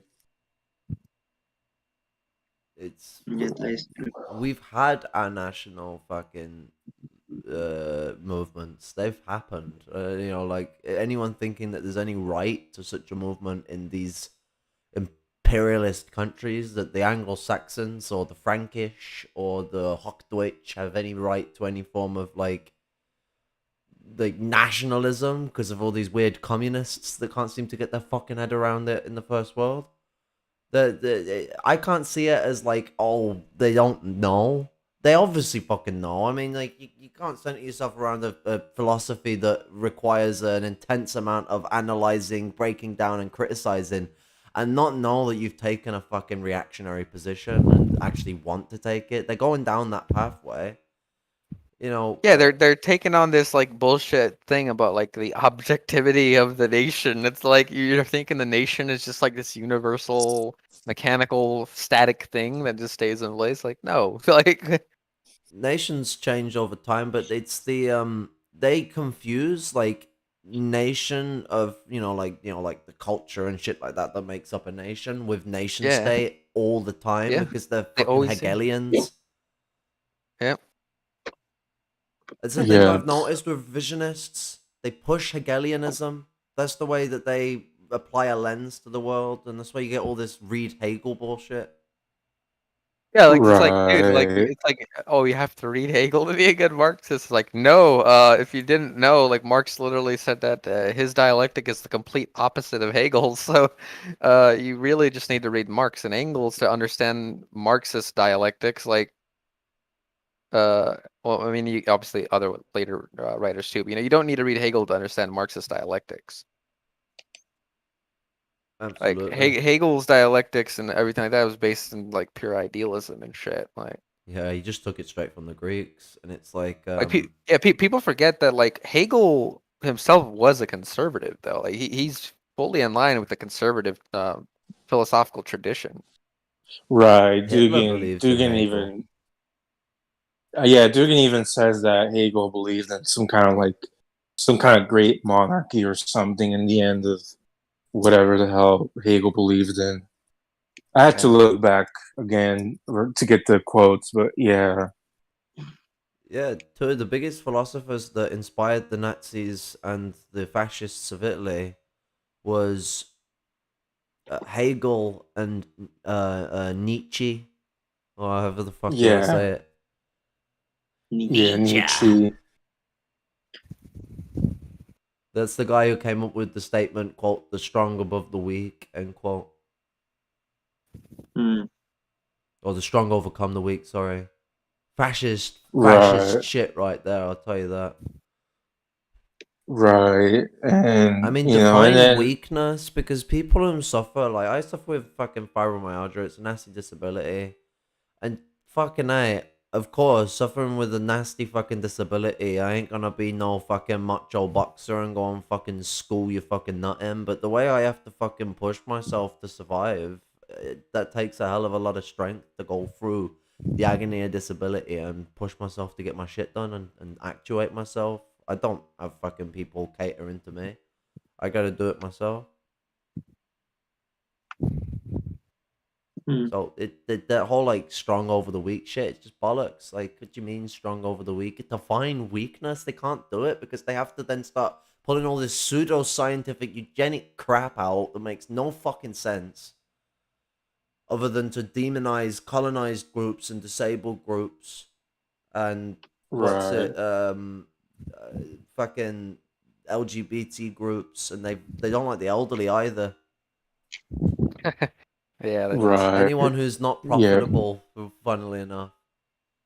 I've even heard some of them take on the. I've been hearing this shit since I was a fucking kid. With like, because I live, I'm in Arizona. There's just conservatives all around me, and most of my fucking teachers are like, hardcore conservative Right. Republican guys. Like that, they've always gone on about the elderly are just leeching off of the fucking young people that are working. So you guys should want to get rid of Social Security or some stupid shit like that. It's like, wow.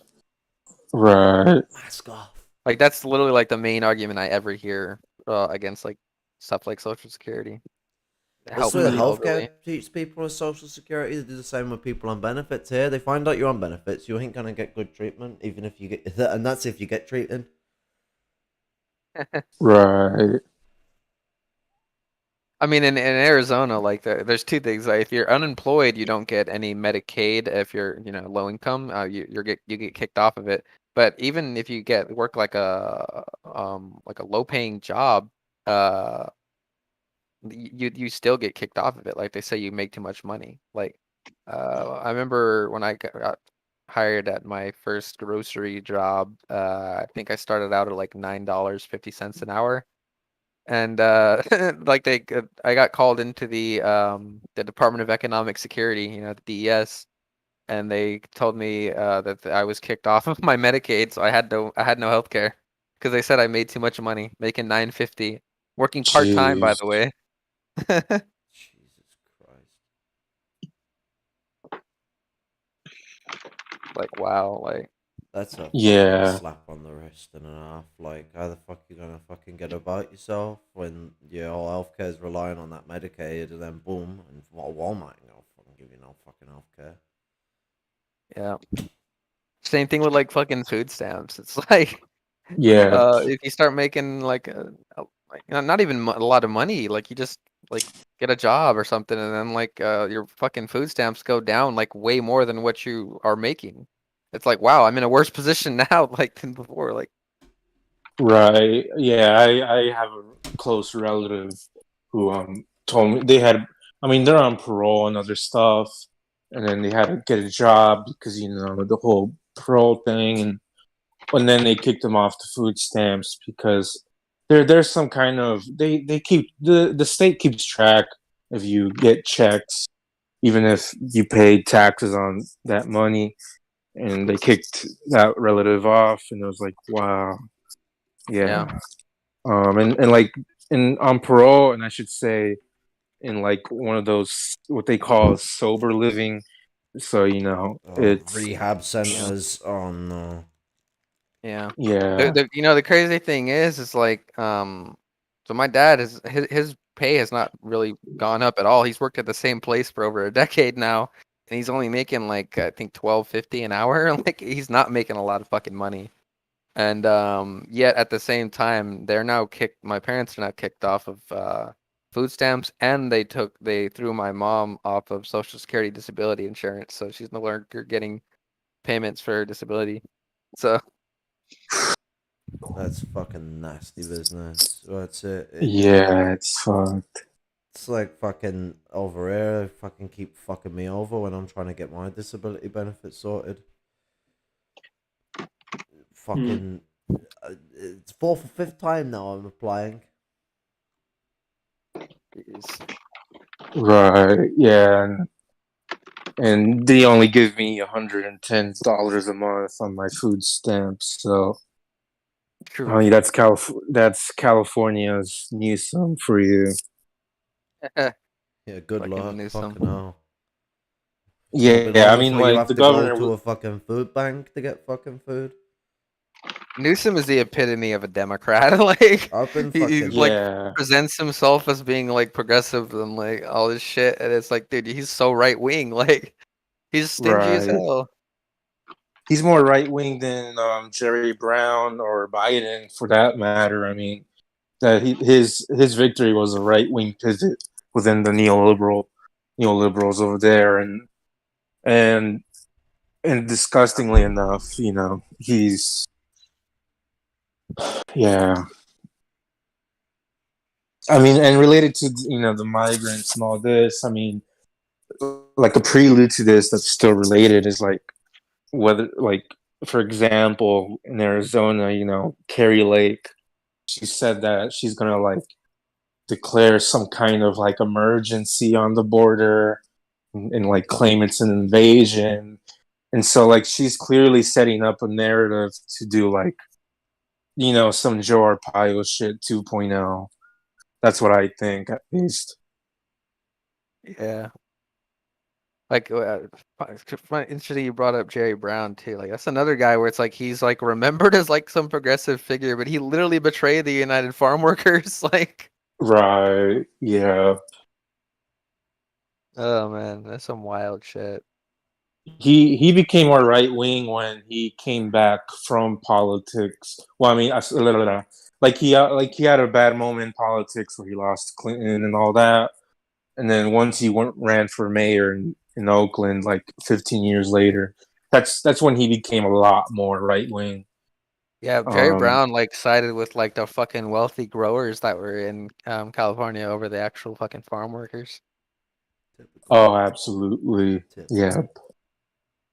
And he even admitted that the reason there can never be the single payer health care is because more than half of the Democratic Party is on with the insurance and all that, and that it doesn't matter if we have a super majority in the assembly, like it's still a right wing. They're never gonna do anything they promise. So yeah. America, fuck yeah.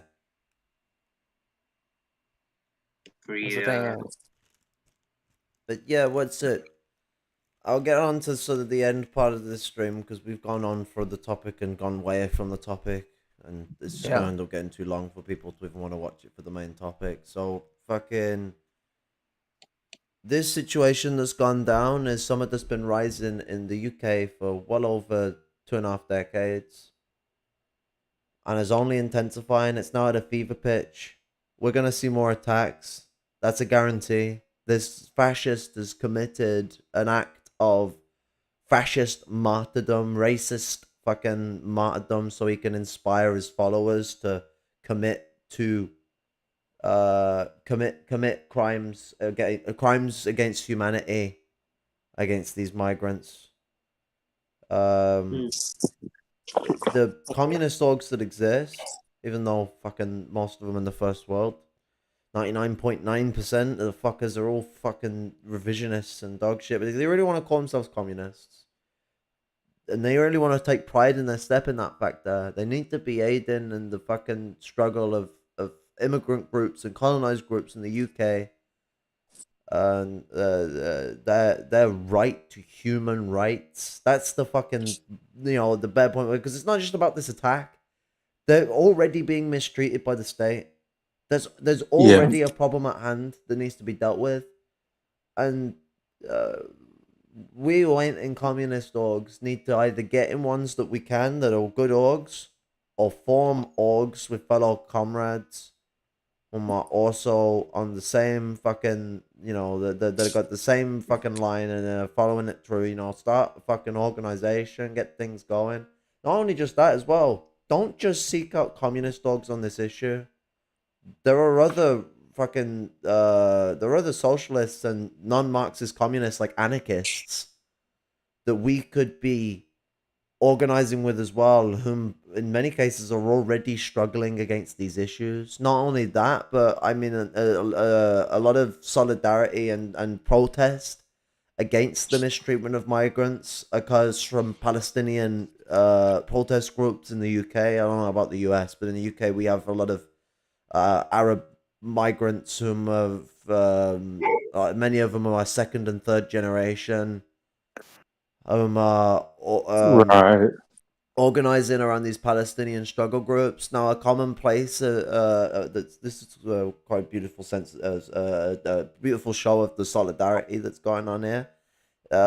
Many members of these groups, they don't identify themselves from where they actually come from, like Libya or Iraq or anything. They all come together and chant that they are Palestinians, and all come together and stand as one, as the Arab people. Like pan-Arabism is certainly going to come, and it's going to rise up against the white suprematic oppression of their people that's going on right now. And this is this anti-Semitic oppression has really kicked off now in the first world. Not now. I mean, but over it's been a while now. But you know what I mean. Like it's really getting to a fever Right. pitch now in the first world. It's been the white Absolutely. suprematic genocide of fucking Muslim people has been going on in the third world for well over a century, and it's not the first Yeah. time we've done it. Right. Yeah, absolutely. Yeah, the anti-Semitism, all the racism is at a fever pitch. I mean, geez, you know, it's it's just like very out there now, more than ever, and it's going to keep intensifying.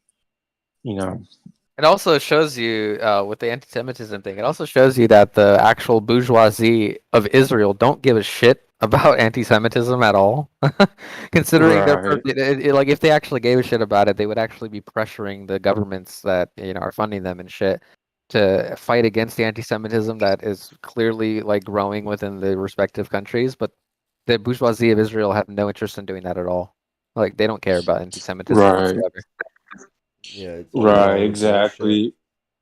Yeah, I mean, Netanyahu's son like puts out the Soros memes and all that, and Bro, so it wasn't it shows you there. Netanyahu that tried to say that tried to say positive shit about Hitler at one point, or was it the prime minister I think it was before him? One Netanyahu, of yeah. them tried to Netanyahu. and then condemn made this massive condemnation of Palestinian people because there was like a group that held some formalization of power that met with Hitler, and it's like, yeah, no, they were oppressed at the time. Do you not know about British Palestine? Wonder why it's called that at that point in time. Fucking hell. They were the fucking Right. cars that came in. I mean, the Palestinians, they didn't reject the white papers on the anti-Semitic principle. Their response was, they can move here. Like, they want to come over here. They can immigrate here. We're not fucking separating the state. We're not giving them land. They move here like anyone else would move here. The reason why they're like that is Jewish people had escaped but from Europe back into West Asia several times. Several's probably understating it. A lot of fucking times throughout history. I mean, Jewish persecution in Europe has been an ongoing thing, non fucking stop, for the good part of 2 millennia. Right. The wise words of Oh. Filthy Frank. It's time to stop. Like, it was time to stop centuries ago. Yeah, really.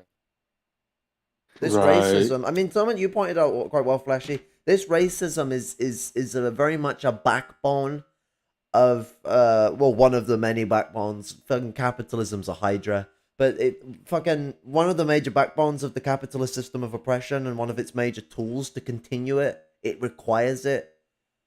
This fucking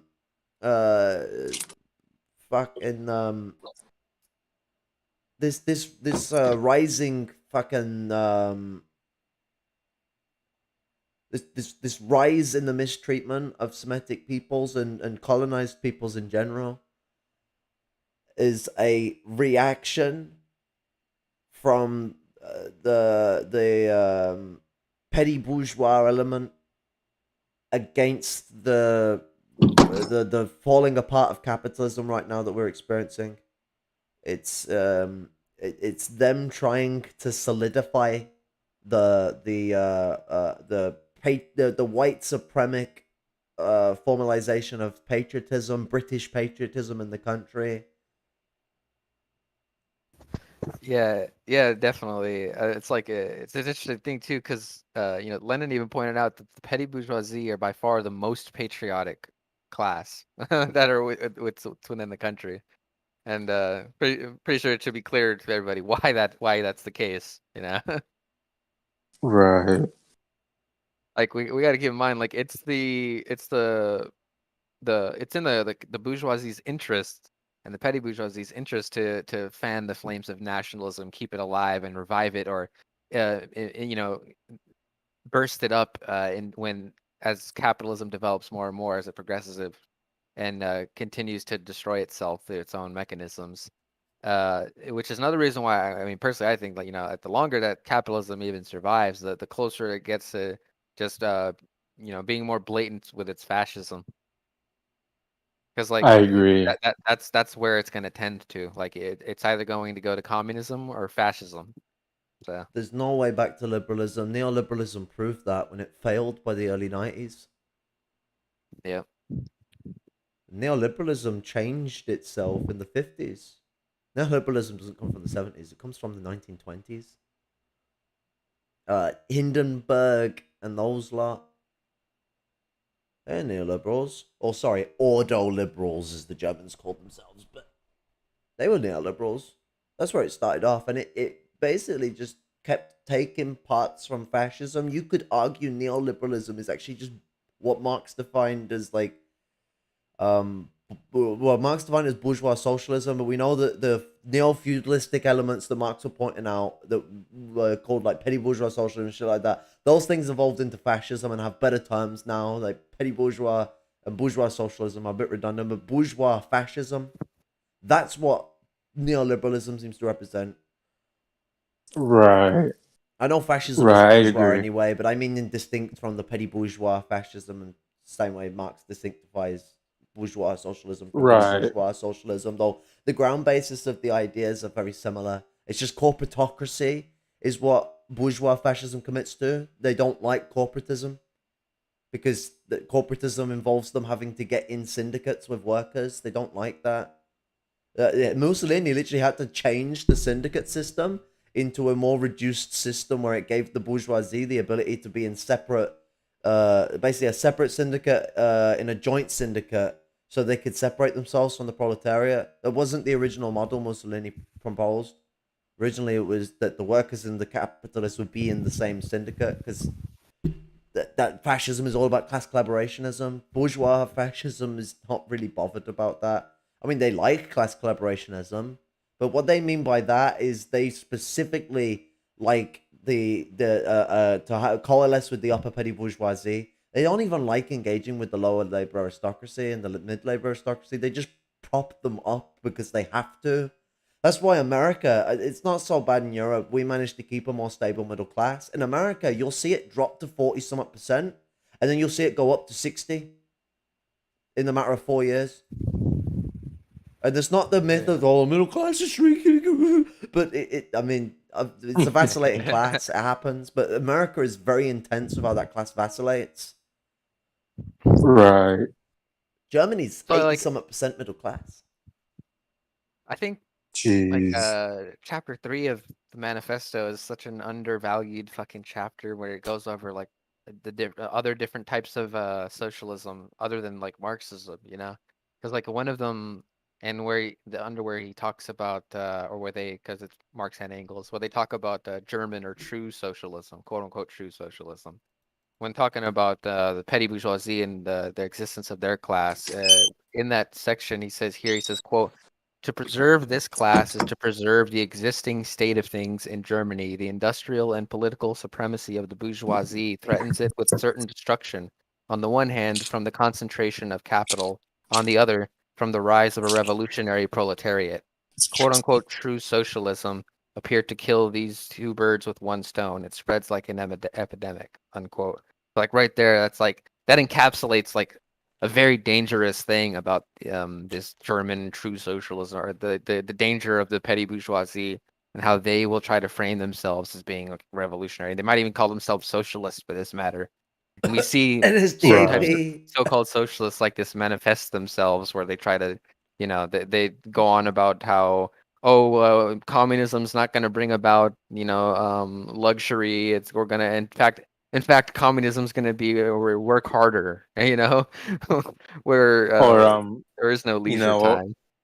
or Prussian socialism and all that too. And, Oh god. Yeah. yeah, you know how, you know what was it they said? Oh, like, you know, oh, there's not going to be any like government health insurance because apparently that's socialist, and then you know progressive taxing is considered like dry Bolshevism and all this, you know. Dry But yeah, Bolshevism as opposed to wet Bolshevism. Yeah, and then they said like trade union strikes are like fucking anti-socialist. It's like yeah, yeah. fucking Anti. the mental So you gymnastics need to pull up the in fucking quote where Lenin goes on about the importance of union organizing. yeah. And Right. Marx Lenin for that just said matter that too, the like Marx union talks is about not a it. means. It's not the means of which we will cement communism. It's a means of an end towards struggle. Like eventually, like workers aren't going to be in like the worker union system is going to completely change as things go on, and when we become more unionized societies where people have a say in the full structure of things, and the unions are a start to that because the workers are taking the little power they do have in society in a capitalist system, that being in control of production and distribution, and are fucking using that to push for struggle. It's why it's paramount that Marxists get involved with unions, so you can get it on the fucking, you can organize unions on a revolutionary path where they're not seeking to improve capitalism, they're seeking to end it. Yeah, absolutely. And like that's the thing too, where it's like it's two sides. There's two different things that are really annoying when it comes to unions. It's like one side of like these socialists or whatever, like they'll say like, oh, like all the unions are all reactionary unions and they're not revolutionary and all this shit. It's like, yeah, obviously Right. that's our job as fucking communists to actually go into them and push class consciousness among the workers, show them that these union leaders they're just trying to like mediate within the existing class system that we live in, like within capitalism. You got to And show them that profit that's off not our enough. It's plight. not going to solve their contradictions at all. And then on the other side of it, there's there's people that want to work strictly just within that, though. Like that basically just reduces itself to economism, where it's like they acknowledge that it's just going to be within the existing state of things, but they embrace that. Well, see, Right. I mean, how can you even claim that you believe in workplace democracy and then be opposed to unions? What do they For think real. the socialist system of worker democracy will be based on? Like, oh no, they'll push the Trotsky shit with like them being rolled into the state apparatus. Like even though, Yeah. as Lenin rightly points out, states are mediators of bureaucracy, class oppression of one over another. The union should be controlled by the worker. The union is not a motion of oppression, it's a motion of liberation, a motion of control of their destiny. The machinations of proletarian states are meant for the oppression of capitalism. A state is a mediator of class oppression of one class over another. Yeah, like they should. It's pretty ironic too, because it's another aspect of fucking Trotskyism peeking its ugly head in Dangism, where fucking the modern China basically runs their fucking trade union shit directly through the state as well, which is just they're just basically implementing Trotsky's bullshit. Like it's illegal to actually form your own fucking union in China as a Right. fucking state. It's just bureaucratic Trotskyism leads bullshit. to fascism. Point proven with China. For real. Yep. Yeah, and there's still there's I mean they're dangerous obviously, but there's people who still stupidly defend China's actions there opportunistically, or I don't even want to give They them. should read into Lenin's debate with Trotsky in the early 1920s. I believe it was 20 and 21. Like read I Lenin's see. harsh criticisms of Trotsky during that period, please. Like People should look into Mao's critiques of Deng as well. Like Mao turned around and said Deng knows nothing of class struggle. And a lot of other fucking fire quotes where he just slaps fucking Deng around those fucking nutties. yeah, I had some Dengist Yeah. the other day, like do the whole like the black cat white cat fucking analogy, like say that shit to me. It's like, Oh, dude, you realize like Mao body slammed that fucking argument, right? Like, oh man. The fact that Mao's having to right. explain to these intellectual communists from petty bourgeois origin that yes, China used to be an empire, guys. I don't know if you know there was an emperor at one point. The ROC was fucking trying to be an empire. Like the fact he's having to like beat it into it's obvious they knew. They're just going against the situation as fucking.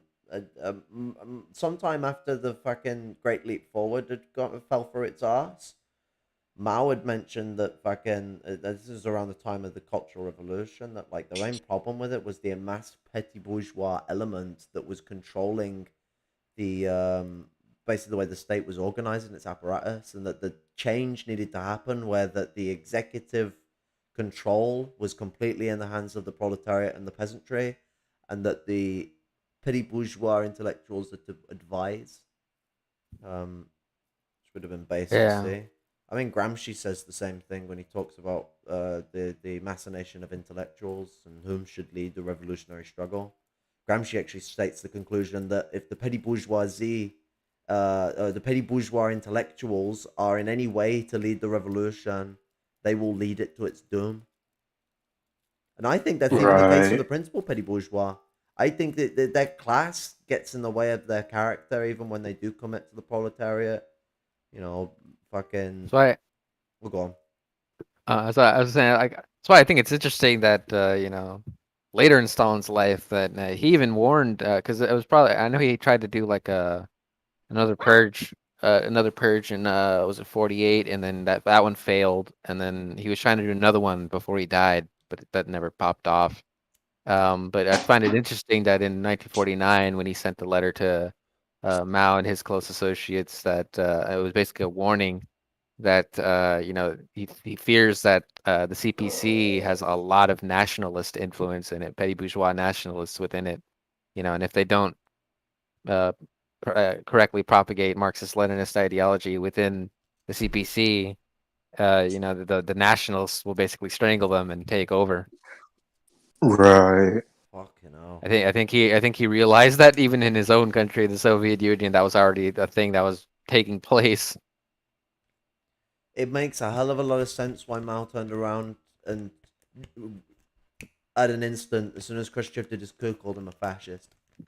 It wasn't just because he did a coup, and that Mao was making dots to dots in his head all of a sudden, like a lot of Marxist-Leninists like to think. Mao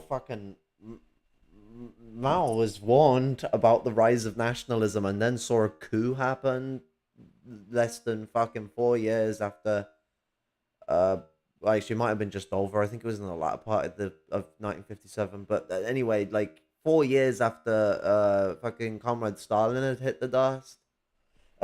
Yeah. Heck, as fucking the leader of Poland at the time had pointed out, and I also think fucking Holzer was on it as well. Yeah. It was an assassination. I don't care if everyone's Yeah. like, but there's not enough evidence for that. Fuck off. Like, the autopsy can't even pinpoint how he died. That sounds like ricin to me.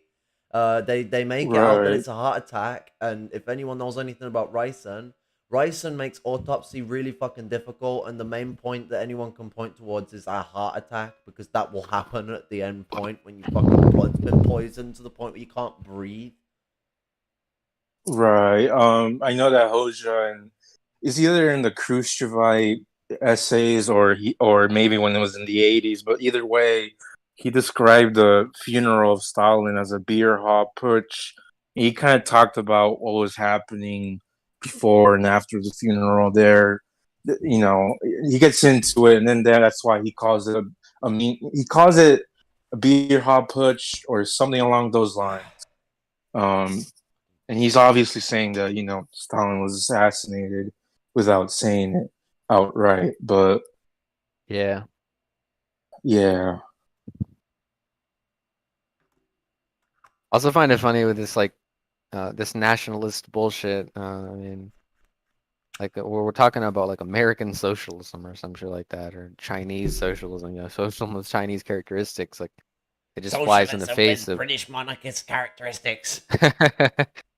It's just like funny as Right. hell too, because it's like Stalin even said like there's no Russian, English, French, German, Italian socialism as much as there is no Chinese socialism. There's just one Marxist-Leninist socialism. You know? Right. Yeah. Thinking about Yeah, terms of things like that. Do you know Blair actually called Prince Charles very much New Labour and very much not New Labour at the same time? And it's like, maybe he's more of an experienced and well-trained fascist than you, Mr. Blair, that he probably is a little less committed to neoliberalism than you silly sausage. He's very New Labour. and I found Deng's reasoning for dismantling the communes. I'll just read this paragraph here. It's not too long. It says, from a long-term point of view, the reform and development of agriculture in socialist China will proceed in two leaps.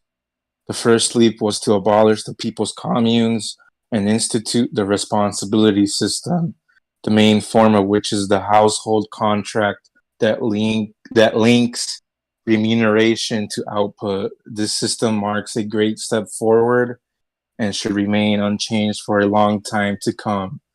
The second leap will be to introduce large-scale operations and to expand the collective economy so as to facilitate scientific farming and socialized production. This will be another great step forward. Of course, it will be a long process. The township and the village enterprises play an important role in the rural economy and need to be expanded and improved. But at the same time, we must always pay close attention to agriculture. It is easy for the countryside to become prosperous, but it is also easy for it to become poor. If farming is neglected, the rural economy will collapse. And he just goes on that this is somehow a move against U.S. hegemony or whatever. Somehow. Jeez.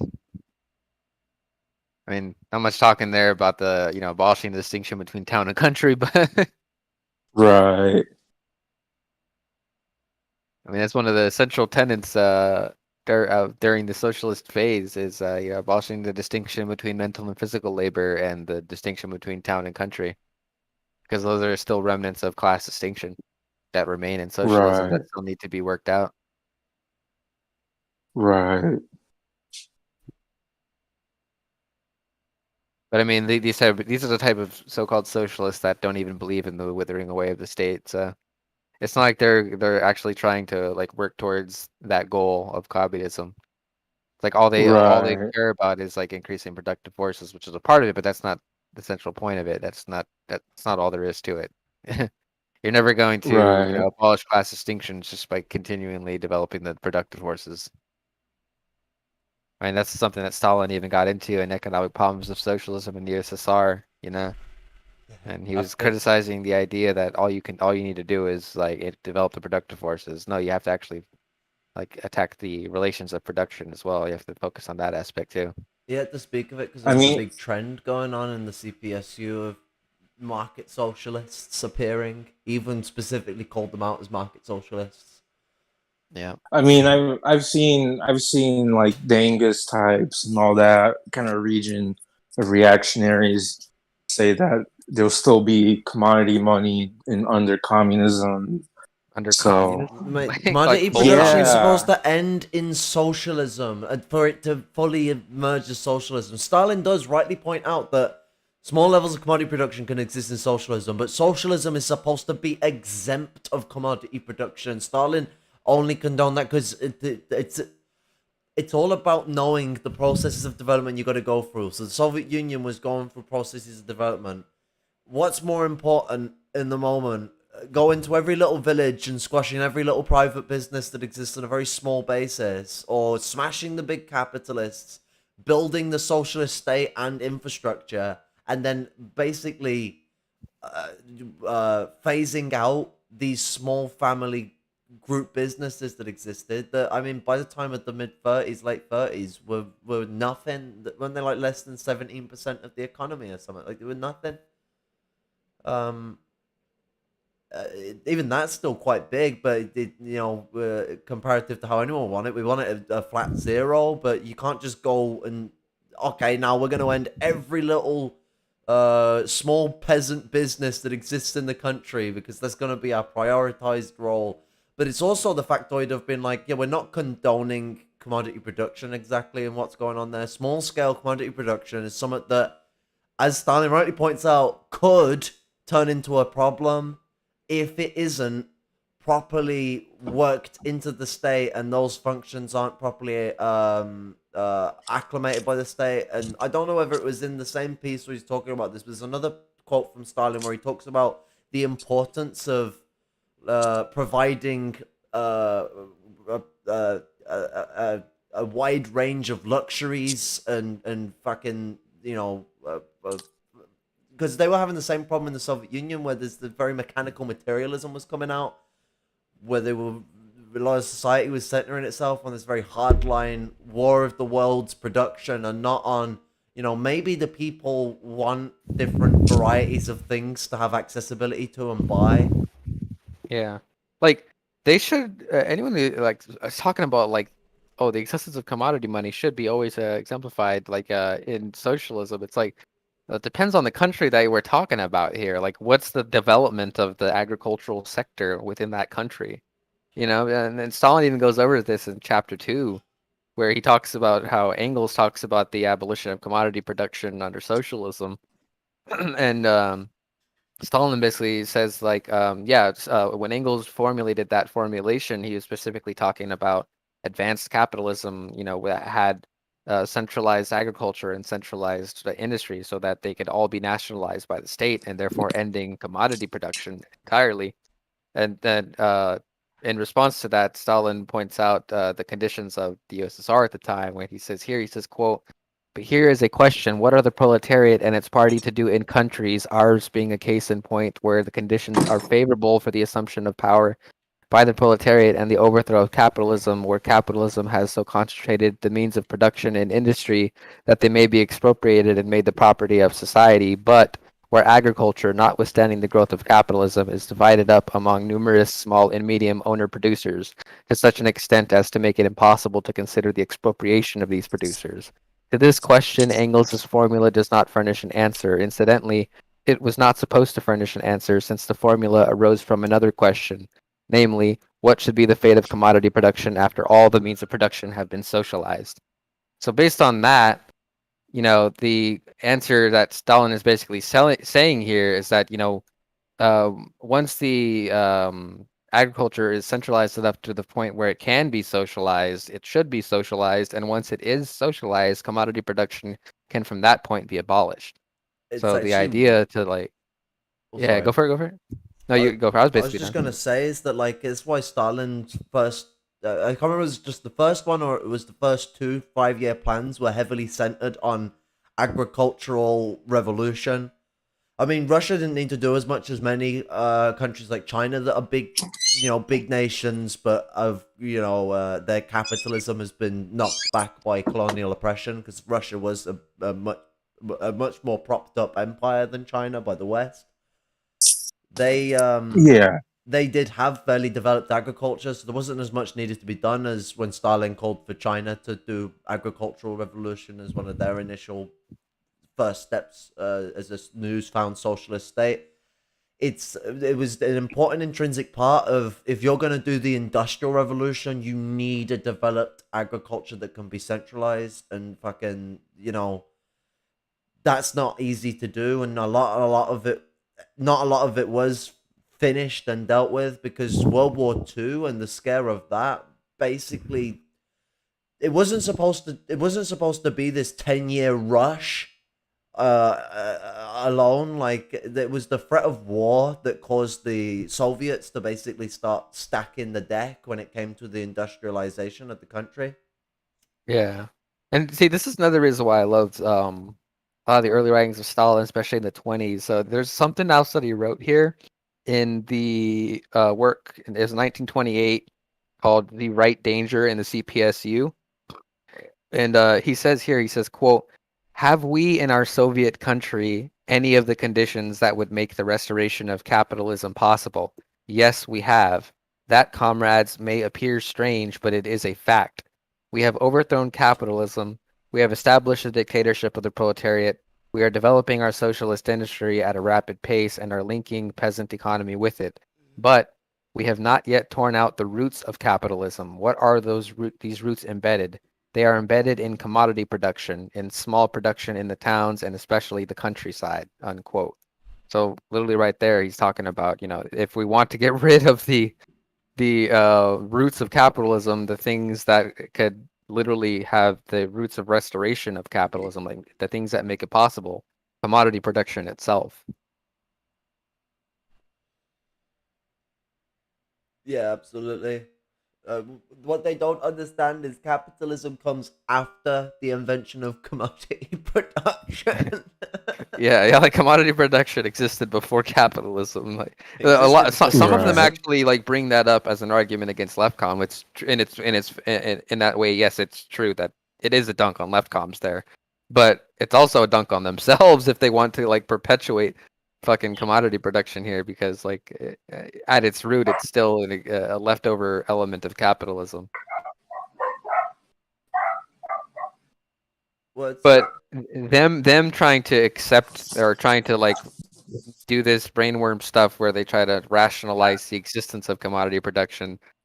They are really doing this Proudhonist bullshit, and even this like Eugene Düring shit where they try to maintain the basis of capitalism while stripping it from its excesses. But in reality, all they're doing is really changing its name, trying to rationalize something that can't be rationalized.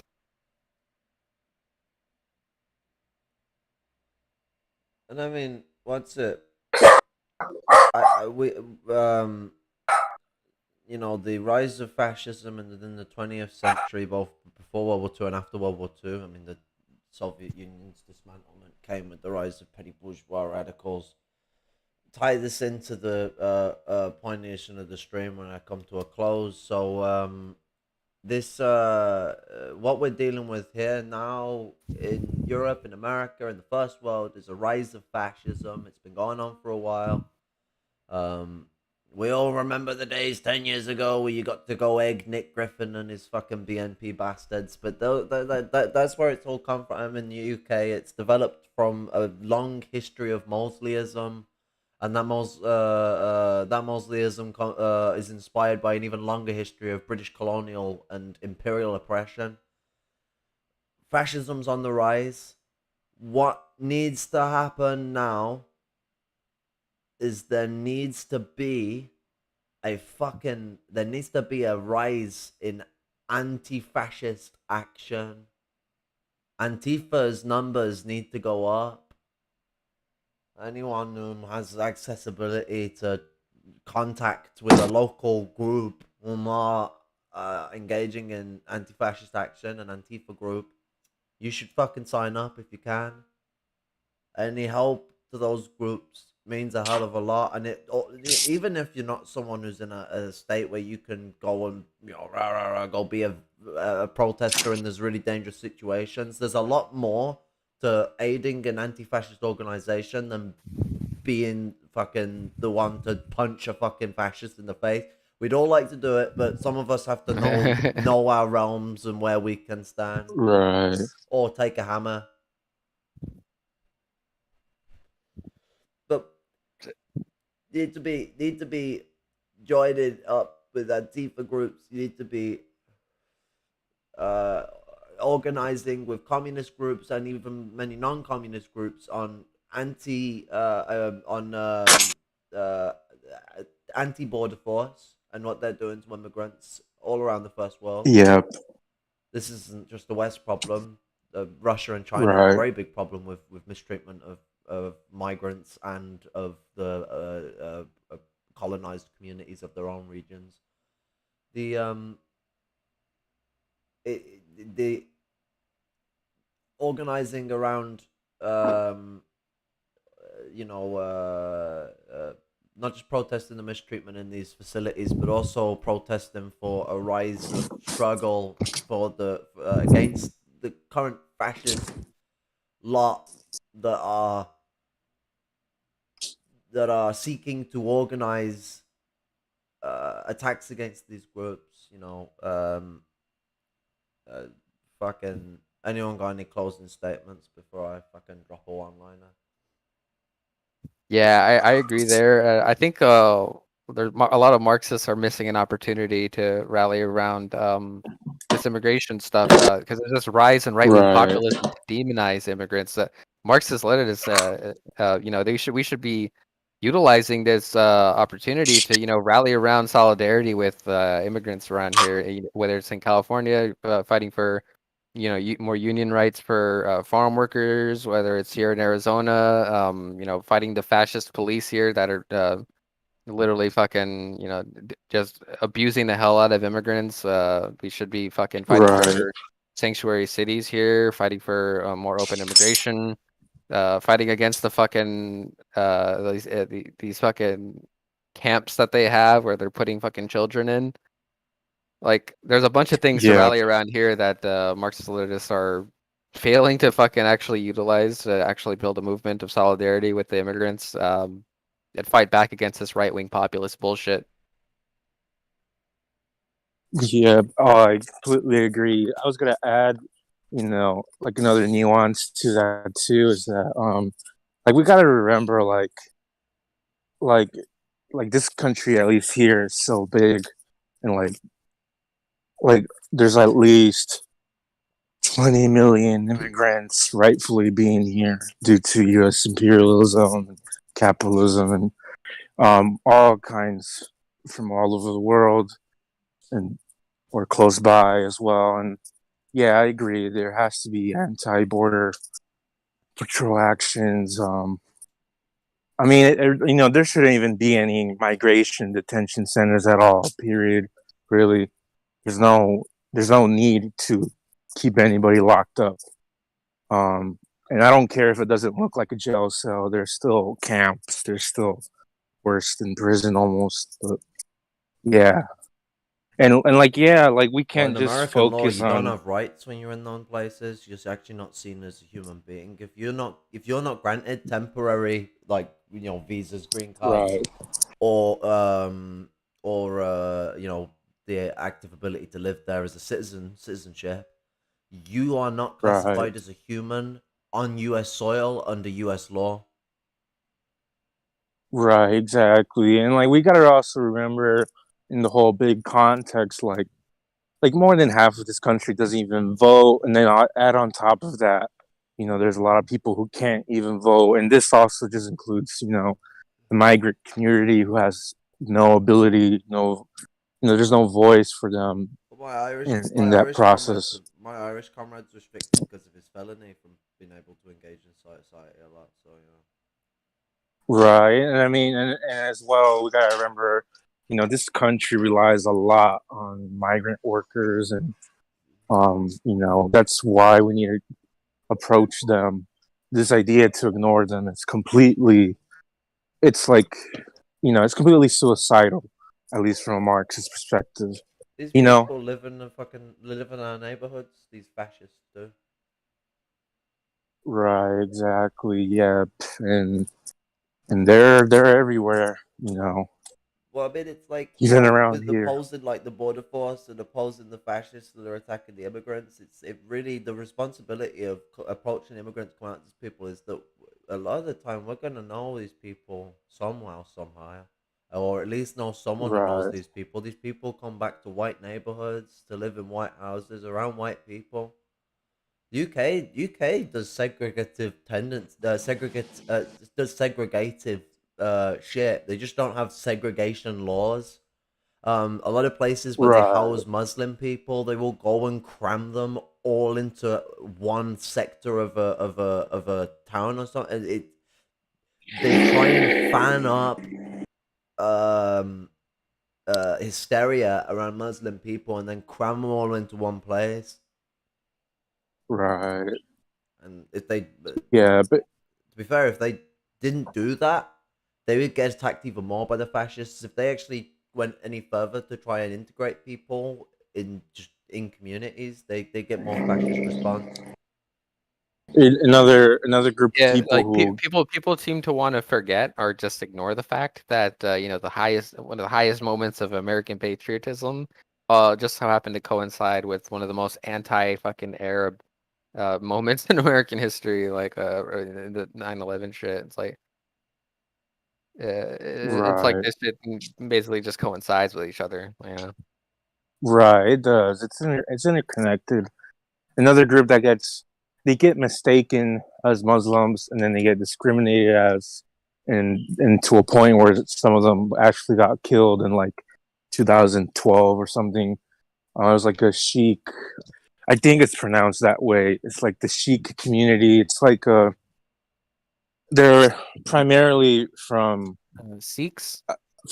yeah, Sikhs. I mean, they're primarily from India region, but I mean, there's all kinds of people in that religion. So, and because they have a certain style of dressing, they get mistaken as Muslims by these racists, and you know They don't how even they give a are. shit Okay, about so the you know why distinctions that anyway. is? So Right. Sikhism actually originates from a split in Islam. That's why Oh, there's I more to see. it than that. It's very reductive for me to just put it like that. And any Sikh brother wants to give me a big old slap on that one and prove me wrong, I'm happy for it because the Sikh religion is very fucking interesting. I remember being told that the Sikh religion actually takes class into consideration. So that's pretty fucking based. And like, That's interesting. Interesting. interesting that it comes from Islam as well, because like Islam's sort of original rise up was quite sort of opposed to the very sort of Romanistic mannerism of Christianity. That was one of its sort of. That's why Islam despises the fetishization of gold, while Christianity on the other side. It's interesting you say that because I only ever knew one person personally that was a Sikh, and he was kind of a petty bourgeois asshole. But Yeah, I mean, like most religions, class society corrupts. yeah, Like Christianity Right. rose up as a movement of fucking slaves and lower citizens, proletarians, yeah, whom it's organized pretty interesting. together and fought against the Roman Empire. Like the fact that people believe that whoever Joshua, Jesus, whatever his name actually was, um, if they think he was just solely non-violence, like maybe they want to learn what the Galilean movement was and what it represented because they wanted the Romans Right. out. I mean, it's all of a sudden he's just this completely non-violent geezer, but then he physically also kicked the fucking the Roman Jewish merchants that were fucking selling out the Jewish culture to Roman coin, and he physically kicked them out of the temple and threw them Yeah, and there's a part in Luke I read years ago, where it's well, I mean, regardless if this is original text or not, either way, like Jesus tells people to like, basically he tells people to drown pedophiles into the ocean, the ones that hurt children. But, That's interesting. yeah, It's always weird to like read different parts of the Bible because it's like they're from different people that were writing it. So right, like yeah, it is kind of a funny thing too because it's something that like atheists don't even like really acknowledge though. Like they'll say like, oh, the Bible is contradictory here and here and here, and it's like, yeah, it definitely is. That's definitely true, but that's the nature of having multiple different authors of like books within the Bible. So right. Well, and then there's two covenants and all that, so it's, yeah. yeah, but obviously there's always going to be different interpretations, but yeah. Yeah, because then it's like there's other parts where it's like, oh, like these people they'll conquer this other nation and then they'll take the women and children as spoils. Like Right, like right, which exactly. Yeah, parts of there's these like religions are they taking? there's a statement, I can't find the fucking quote, but there's a statement about like when Jesus talking about him being the Lion of Judah, where he like talks about there's like a specific like addition to the statement that goes into the fangs and specifically, like the lion is I can't remember the quote. Fuck. Mate, the funniest places, the first place I heard it was Far Cry, but the fucking Bible verses end up anywhere. Hitler's a fucking big fan of them. Fascists like to take quotes out of context and use them for their own means. I mean, the Bible's a book that changes context every 2 centuries anyway. Yeah. It's been 2 centuries anyway, Right. they're gonna change it now. Oh no, we're back to revolutionary theology. We fell into the void. But what's it? It's like we have this perpetual rise of fascism. It's happening all over the north hemisphere of the earth. Yeah, Literally, the 2010s has literally just been another far right leader has been elected in Eastern Europe. Another far right leader has been elected in Southern Europe. Italy has Sweden had. too. So everyone's gone about how the fascists have now been elected into Italy. Um, do I have to mention fucking what's his name? Is it Berlusconi? What's his name? Fucking the guy who used to turn up to the EU meetings drunk after fucking spending all night partying with hookers. Right. I think it's Berlusconi, but I'm gonna get it wrong. Yeah, he's still part of the coalition. But No, it's not he just about it basically being part of the coalition. What I'm getting at is he's been backing her, and she worked with him for right, years. right, yeah, and then you got Matteo Salvini too, who's another part of the fascist crew, and he used to be like the interior ministry or whatever previously, and all that, and whatever position he's gonna get now. Right. Yeah, and then you got the fascists in Sweden winning as well. The so-called social democrats, the right wing as hell. And oh yeah, and then yeah. Oh, what were you gonna say? Go on. I was just gonna say that there's the whole thing in Brazil right now too. Even if Bolsonaro lost, 49.5% still voted for him. Of the people that voted or weren't suppressed by Right. Bolsonaro. Right. Apparently, Although the it's the evidence places looks where like Lula that. won where there's a bad case of like election fraud. Apparently, wouldn't surprise me. I wouldn't surprise me if the bourgeoisie supported Lula coming into power. Bolsonaro, over the last 5 years, has not made a good name for himself and has kind of lost a lot of prestige. It's interesting Yeah. that the election, like, all of a sudden went from him losing hard to then nearly fucking winning. That sounds a bit dodgy. Yeah, Well, well, the thing we also got to Mhm. take into account here that during Bolsonaro's reign, he took a very partisan stance from the American between the two American bourgeois parties. He took a hardline stance of being pro-Trump. Yeah, So with the American bourgeoisie split between the two parties, at least in a way, right. like formally, They may have sabotaged the they election. themselves, yeah, they themselves are taking a stance on the Brazilian election, which is why like Yeah, you. Biden actually straight up said like to them like to Bolsonaro like don't try anything, you know. Yeah, and then you got people like Steve Bannon saying that Bolsonaro needs to do a coup or whatever. Right, Yeah, let Brazil's the not bad. bourgeoisie right, fight amongst themselves, like. right. That's the thing though. Like the bourgeoisie are gonna fight amongst themselves, like the Marxist Leninist parties, and the Maoist party, whoever, like the anti-revisionist parties. They need to utilize these moments like this, where the fucking bourgeoisie are infighting with each other, which is natural. Like Right. it's always gonna happen with them. The bourgeoisie are always gonna attack each other.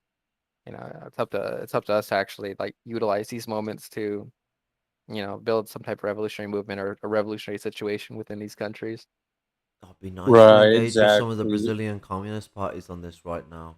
I might know Yeah. a Right. guy. I'll get back on that one. I might know a guy who might be able to get me in touch because it'd be nice to just hear them fucking rail off, specifically in voice on stream, smacking fucking Bolsonaro on his white supremacist butt cheeks. The Right. and Lula and the fucking slapping the fucking the Americans and the Europeans for thinking that Lula's a left winger. I mean, I Yeah. cringed when I heard that on the news. I was listening to the radio. Left From what I wing leader. It's like, no, you're making me yeah, from what I cringe. hear, like let's hope fucking Lula actually stands up to his shit. But to me, like I just get this vibe from him that he's probably not going to be much different from AMLO in Mexico.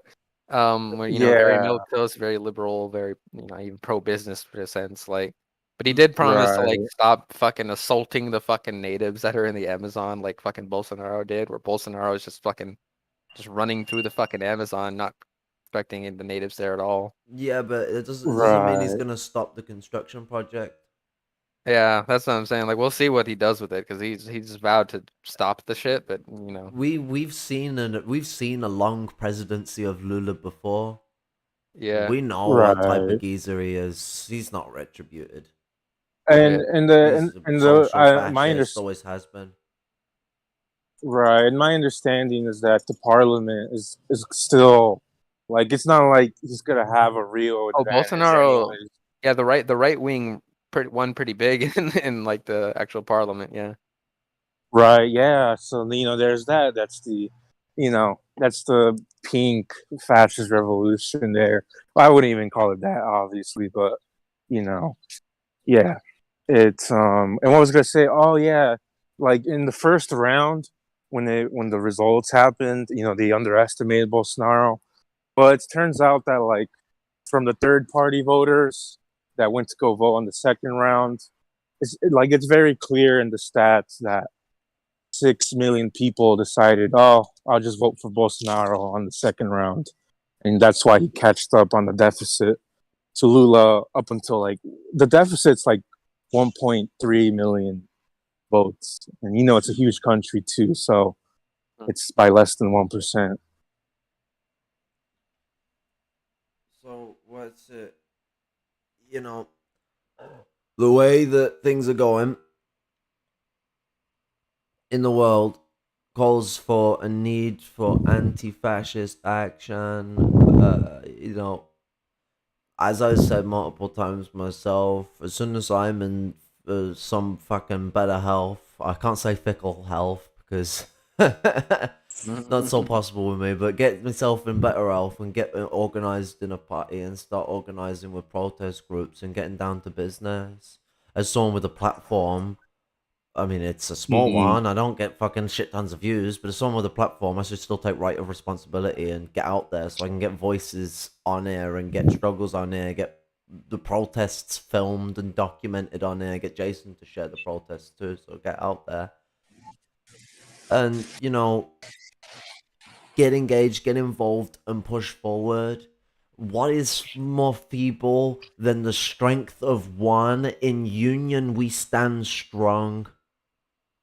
Stop getting all boggled up with the one man is unable to do anything. Yeah, well, fucking when you get organized, it changes the difference. Now, I know it's quite hard. There's a lot of things not going down here, but we gotta find ways to get in, even if it is trying to cause exodus from the current existing parties of the principled communists that sometimes exist within these groups, and at least trying to force people out of the bad revisionist groups to organize actual principled Marxist organizations that are centered around organizing in defense of the oppressed and discriminated groups, colonized, disabled, LGBT, lumpen proletarians and proletarians alike, and building struggle around on this basis. And then the core issues that we're dealing with today, organizing with immigrants in protest, in solidarity protest and struggle against the border force oppression, the prisons that they stick asylum seekers in while they process them. Such a fucking sounds so mechanical when you put it like that. Yeah. And protest against the rising fascist tide, against the colonized immigrants in general, because I mean they even attack European immigrants here. Eastern Slavic groups are specifically targeted. Right.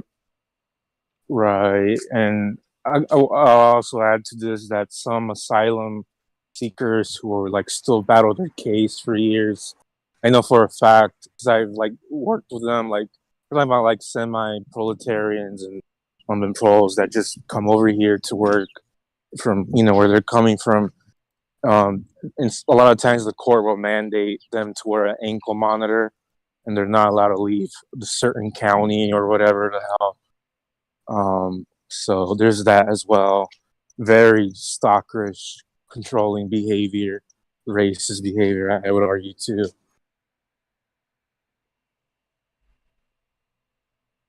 Yeah, and so like what's it as we drop out of this and we'll fucking what's it given the 220 to 3 hour period, we certainly do need to have a stream talking about the misconceptions of Stalin. I think that would be a really good stream to do at some point. But Antifa's numbers need to rise. That was the one liner I was hinting at earlier. That's the fucking thing that needs to go down. Antifa's numbers need to rise. Communists need to be organizing, and they need to be trying to get the principal communists that you can find and you can know out of these revisionist parties that are doing nothing but squandering our good name. Right.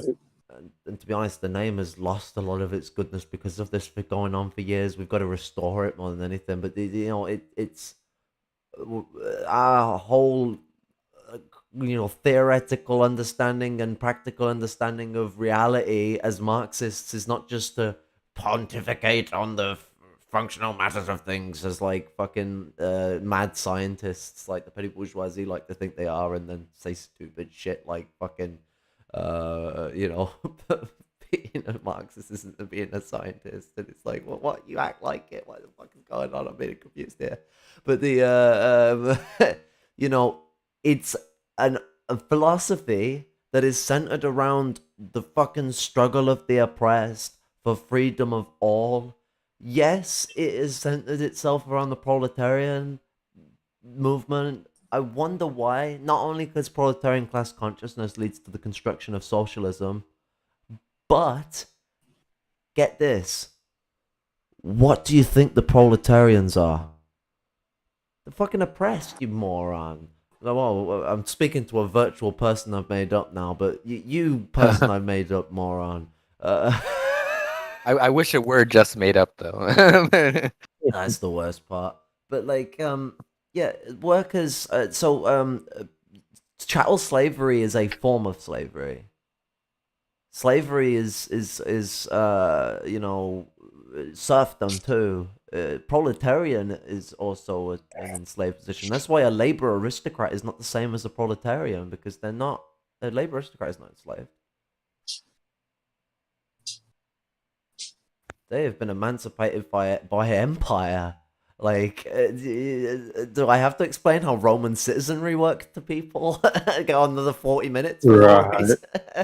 Like, this is the absolute function of capitalist society. It predicates on the wage slavery and still chattel slavery that goes on around the world.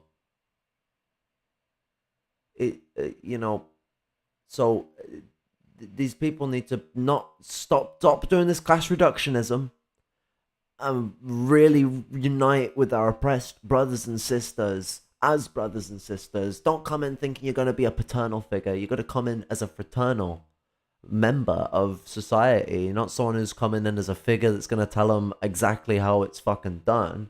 You got to give people the tools to see things for themselves so that they can fucking come to conclusions, and then together we can figure out what is to be done. Fun note before I end this. Anyone who's read Lenin, or maybe says they have, maybe might want to focus on the quotations that exist when he's quoting comrades. It's a very interesting thing that goes on with Marxist writers, is that they are writing shit. That doesn't mean it's all their ideas, you fucking buffoonish gimps. Like, please stop, like, idolizing individuals as just individuals. Stalin, Lenin, Mao, everyone, they always mention all the different people they're getting ideas off all the time. There's this thing called citations. You go to the back of the book. Right. There's this index of quotes where they got them from, you know. Right. That's one thing I love about Lenin too. Like in his debate on the trade unions with Trotsky, at the end of one of his articles on that issue, he quotes extensively from someone who he even says himself is not a very prominent member in the Bolsheviks. And he quotes extensively on that guy's article because he said that he had a very good position on the situation. So Lenin is like not one to like just ignore somebody because they aren't necessarily well known. Like if they have a good idea and they just happen to not be popular, he doesn't give a shit. He'll cover it and he'll give you props for it. And Engels always used to go and like constantly speak with British workers to get an eye on things, speak with the English working class. They did the big no and accidentally said British instead of English. It's a really bad fucking habit. I need to get some elastic bands. You know, the whole every time I fucking do the big oopsie. Conditioning. If anything, I'll just get a sore wrist and fucking still fuck up. Speech impediment aside. Oh, what you gonna say? Oh, I was just gonna say, you know, don't feel bad because, you know, I mean, I still mess up and like call myself an American sometimes, but you know, I've been trying to reduce that as much as possible.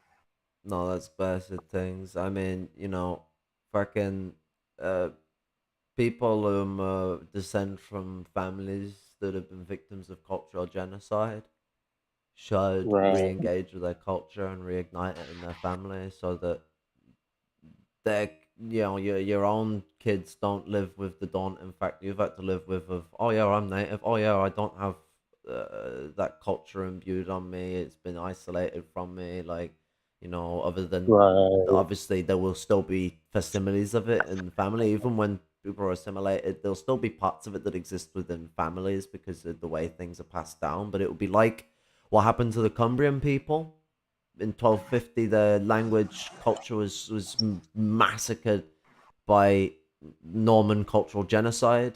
Well, it was started by the Anglo-Saxons, but the Normans continued it. And what's it? The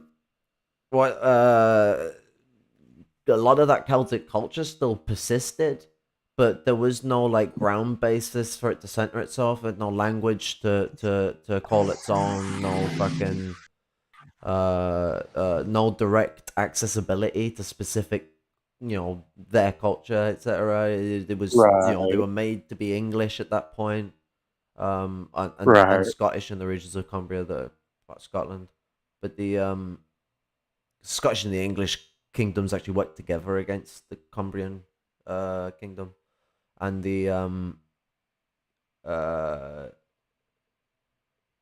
what's it uh,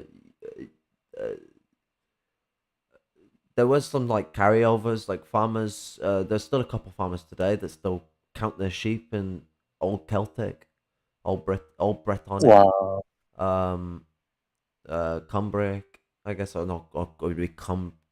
Cumbric. I don't know. It's a Bretonic language. No one really knows the ins and outs of it anymore because it's been gone for so long. But there's like signposts that are for places that have still kept their Celtic name for a long ass time, and the original forms, not what you know as Middle English and Modern English, that's been modified when the monarchy took it on.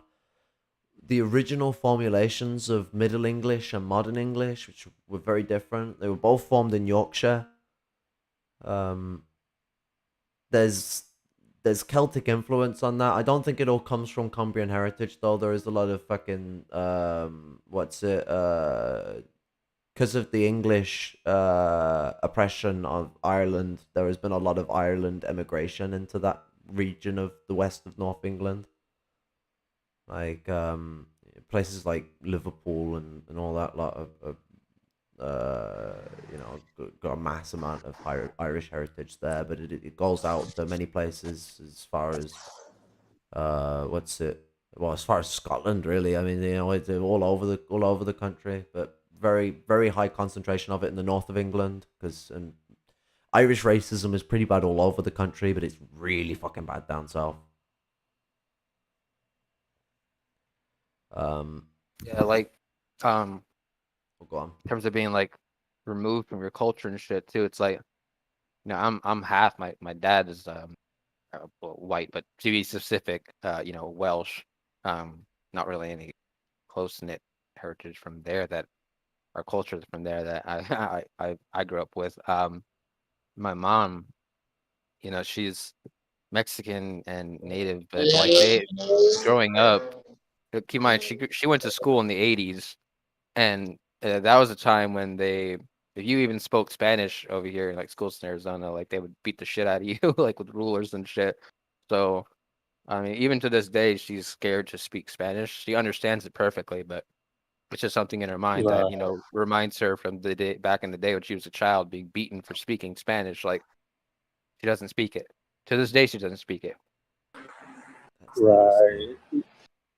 Yeah. I don't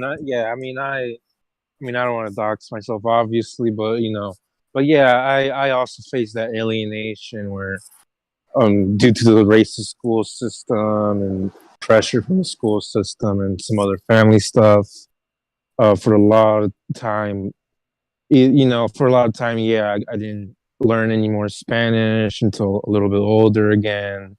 They do a lot in America to discriminate against you if you speak a second language outside of English.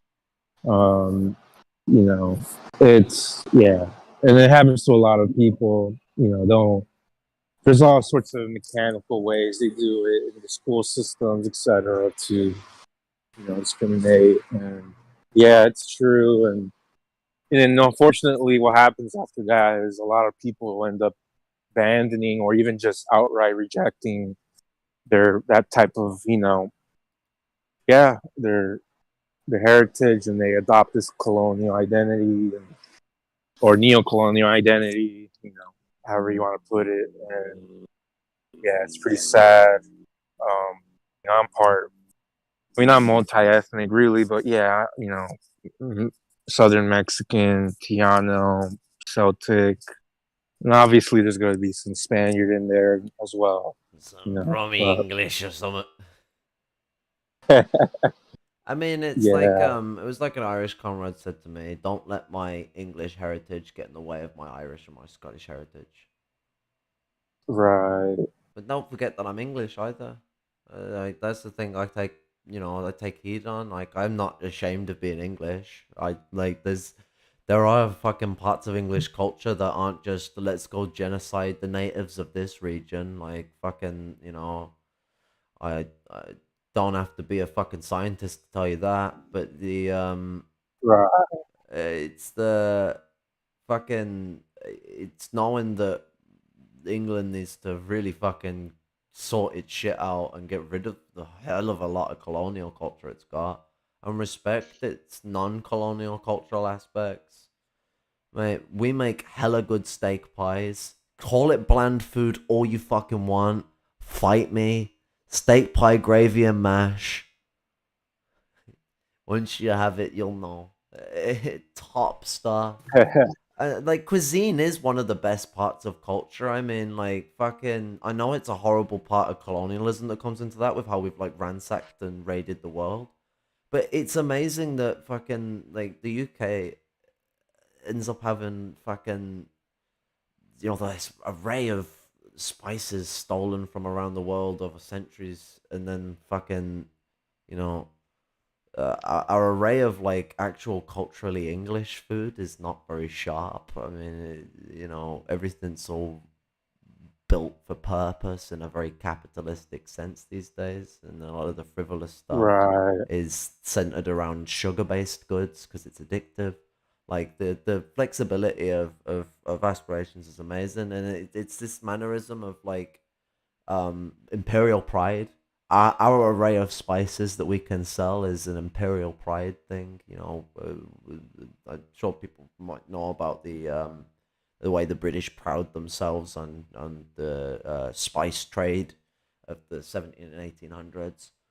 I mean, the Spanish were the ones who started that long ago before then, 1500s. But the British really, really were tooting their own horn when the Spanish started to falter in the 1600s. Right. And the British came up and basically took the fucking throne. Well, they and the French were fighting over it for a long time. It's not so much as simple as that. Basically, them and the French kept just swapping places as who's fucking hegemony. It was a very, what would be the word? It was an intense moment of vacillating power within whom dominated the. Well, we're not at the point of capitalist imperialism, so it would be like the 4 or 5 C's. They didn't quite get to the 7 C's yet. That's in the next chapter.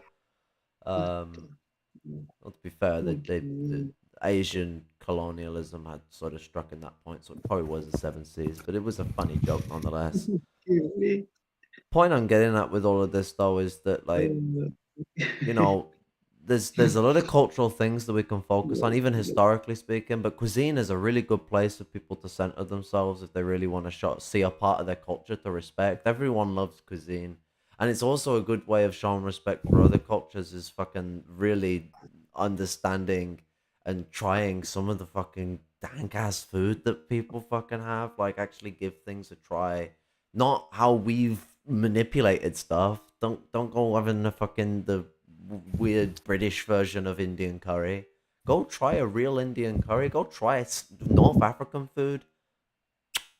But Bro, if you don't live in the Southwest, you haven't tried real Mexican food, bro. That shit. Yeah. Well, yeah. I used to call quesadillas are... quesadillas. If you want to know how much I've butchered fucking Spanish words before. Yeah, and then even then, like, even in this part of the region here, like, there's some people, like my mom still knows how to cook like some soup that they chicken soup with like vegetables and other stuff and fish. There's like there's other kind of like smaller cuisines from different parts of all over Latin America and even Turtle Island to an extent as well. Yeah, It was that's for the sure. ransacking of Used to be this little cuisine. corner store that sold fresh Mexican bread every morning. Shit was fucking good. It was the ransacking of native cuisine that a lot of the modern basis of what people really actually believe is like European foods Like if you asked people, like, okay, what kind of like background does potato crisps come from? And you can go on about how, like, in London in 1820 was when the sort of come about. Is okay, well, where's potatoes come from? And in 1860, with no connection or knowledge of the potato crisp in London, and it was just after the emancipation, a fucking an African invented potato chips. U.S. fucking big time favorite food. If you asked them, did a white guy or a black guy invented potato crisps, they'll tell you a white guy. No, in America, potato chips were invented by a black guy. Right. What's it like? He was just fucking experimenting with potatoes, like genuinely, like he's a fucking food scientist, like fucking just going at it, just like fucking okay, potatoes are pretty dank, but how can I make them danker? And he just went and fried them in little slices, and bada bing, bada boom, got your fried potato chips, because you Yankee dingies are like fucking potato chips, and what's it? The idea was that they're chipped potatoes. That's where the American name comes from. And then we get confused with that because we name chips because they look like chip wood. So it just got a bit confusing, and we call potato crisps because they're crispy. Right, and But there's also we're white. We don't expect us to name things blandly. Right. There's also I really like there's a lot of I know a lot of Salvadorian people, and they have some good food too. They got these pupusas. That's how they call them, and I'll show you later.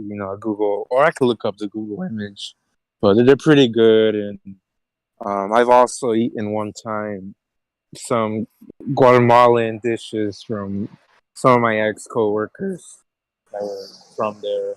It was pretty dope. And Colombian food is pretty dope too.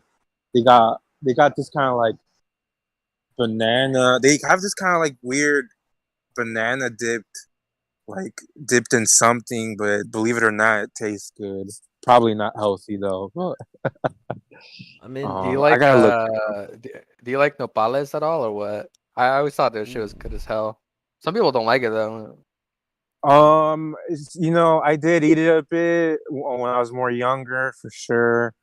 As long as it's cooked, yeah, as long as it's like cooked right or it's not too dry. Yeah, the Yeah, but dryness is like right, because when it's dry, I guess that's when it hurts my stomach, or it just doesn't taste well. Yeah, but yeah, I've eaten nopales before for sure. yeah. I've been told I need to try habala, but what's it? Going into Arab food, I will say that you need to try halal burgers, lamb and beef in the same burger. Not two lamb and beef burgers on top of each other. One burger and it's both lamb and beef. It blew my mind, and it fucking blew my mouth when I fucking ate it. Right.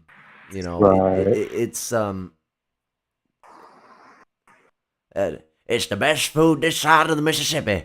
But the genuinely absolutely fire food. Lamb burgers and lamb buggers. Beef and lamb burgers with fucking chips. Right. Or fries. sounds good. But yeah, no, what's it? So it's really important for people who have come from descendancies of those who have suffered cultural genocide to reconnect with your cultures. Don't ever get caught up in the mindset that I and many other people have gotten caught up in, where you don't think that people will aid in that restoration or be forthcoming. So long as you're willing to put the work in and not expect people to fucking do it for you, actually put the work in to reconnect with it. You'll be all invited in respectfully with open arms. Like, you know, these people have suffered. These you know, these peoples have suffered genocide, an increase in the return of brothers and sisters whom have been lost for sometimes generations. Right. It's a welcome insight for sore eyes. But we'll leave it at that, comrades. Antifa's numbers need to rise. Stay safe. Stay healthy. Slante, comrade. Lal salam. Good night. Right salute. Yeah, that's what Lal salam means, by the way, for those who don't know.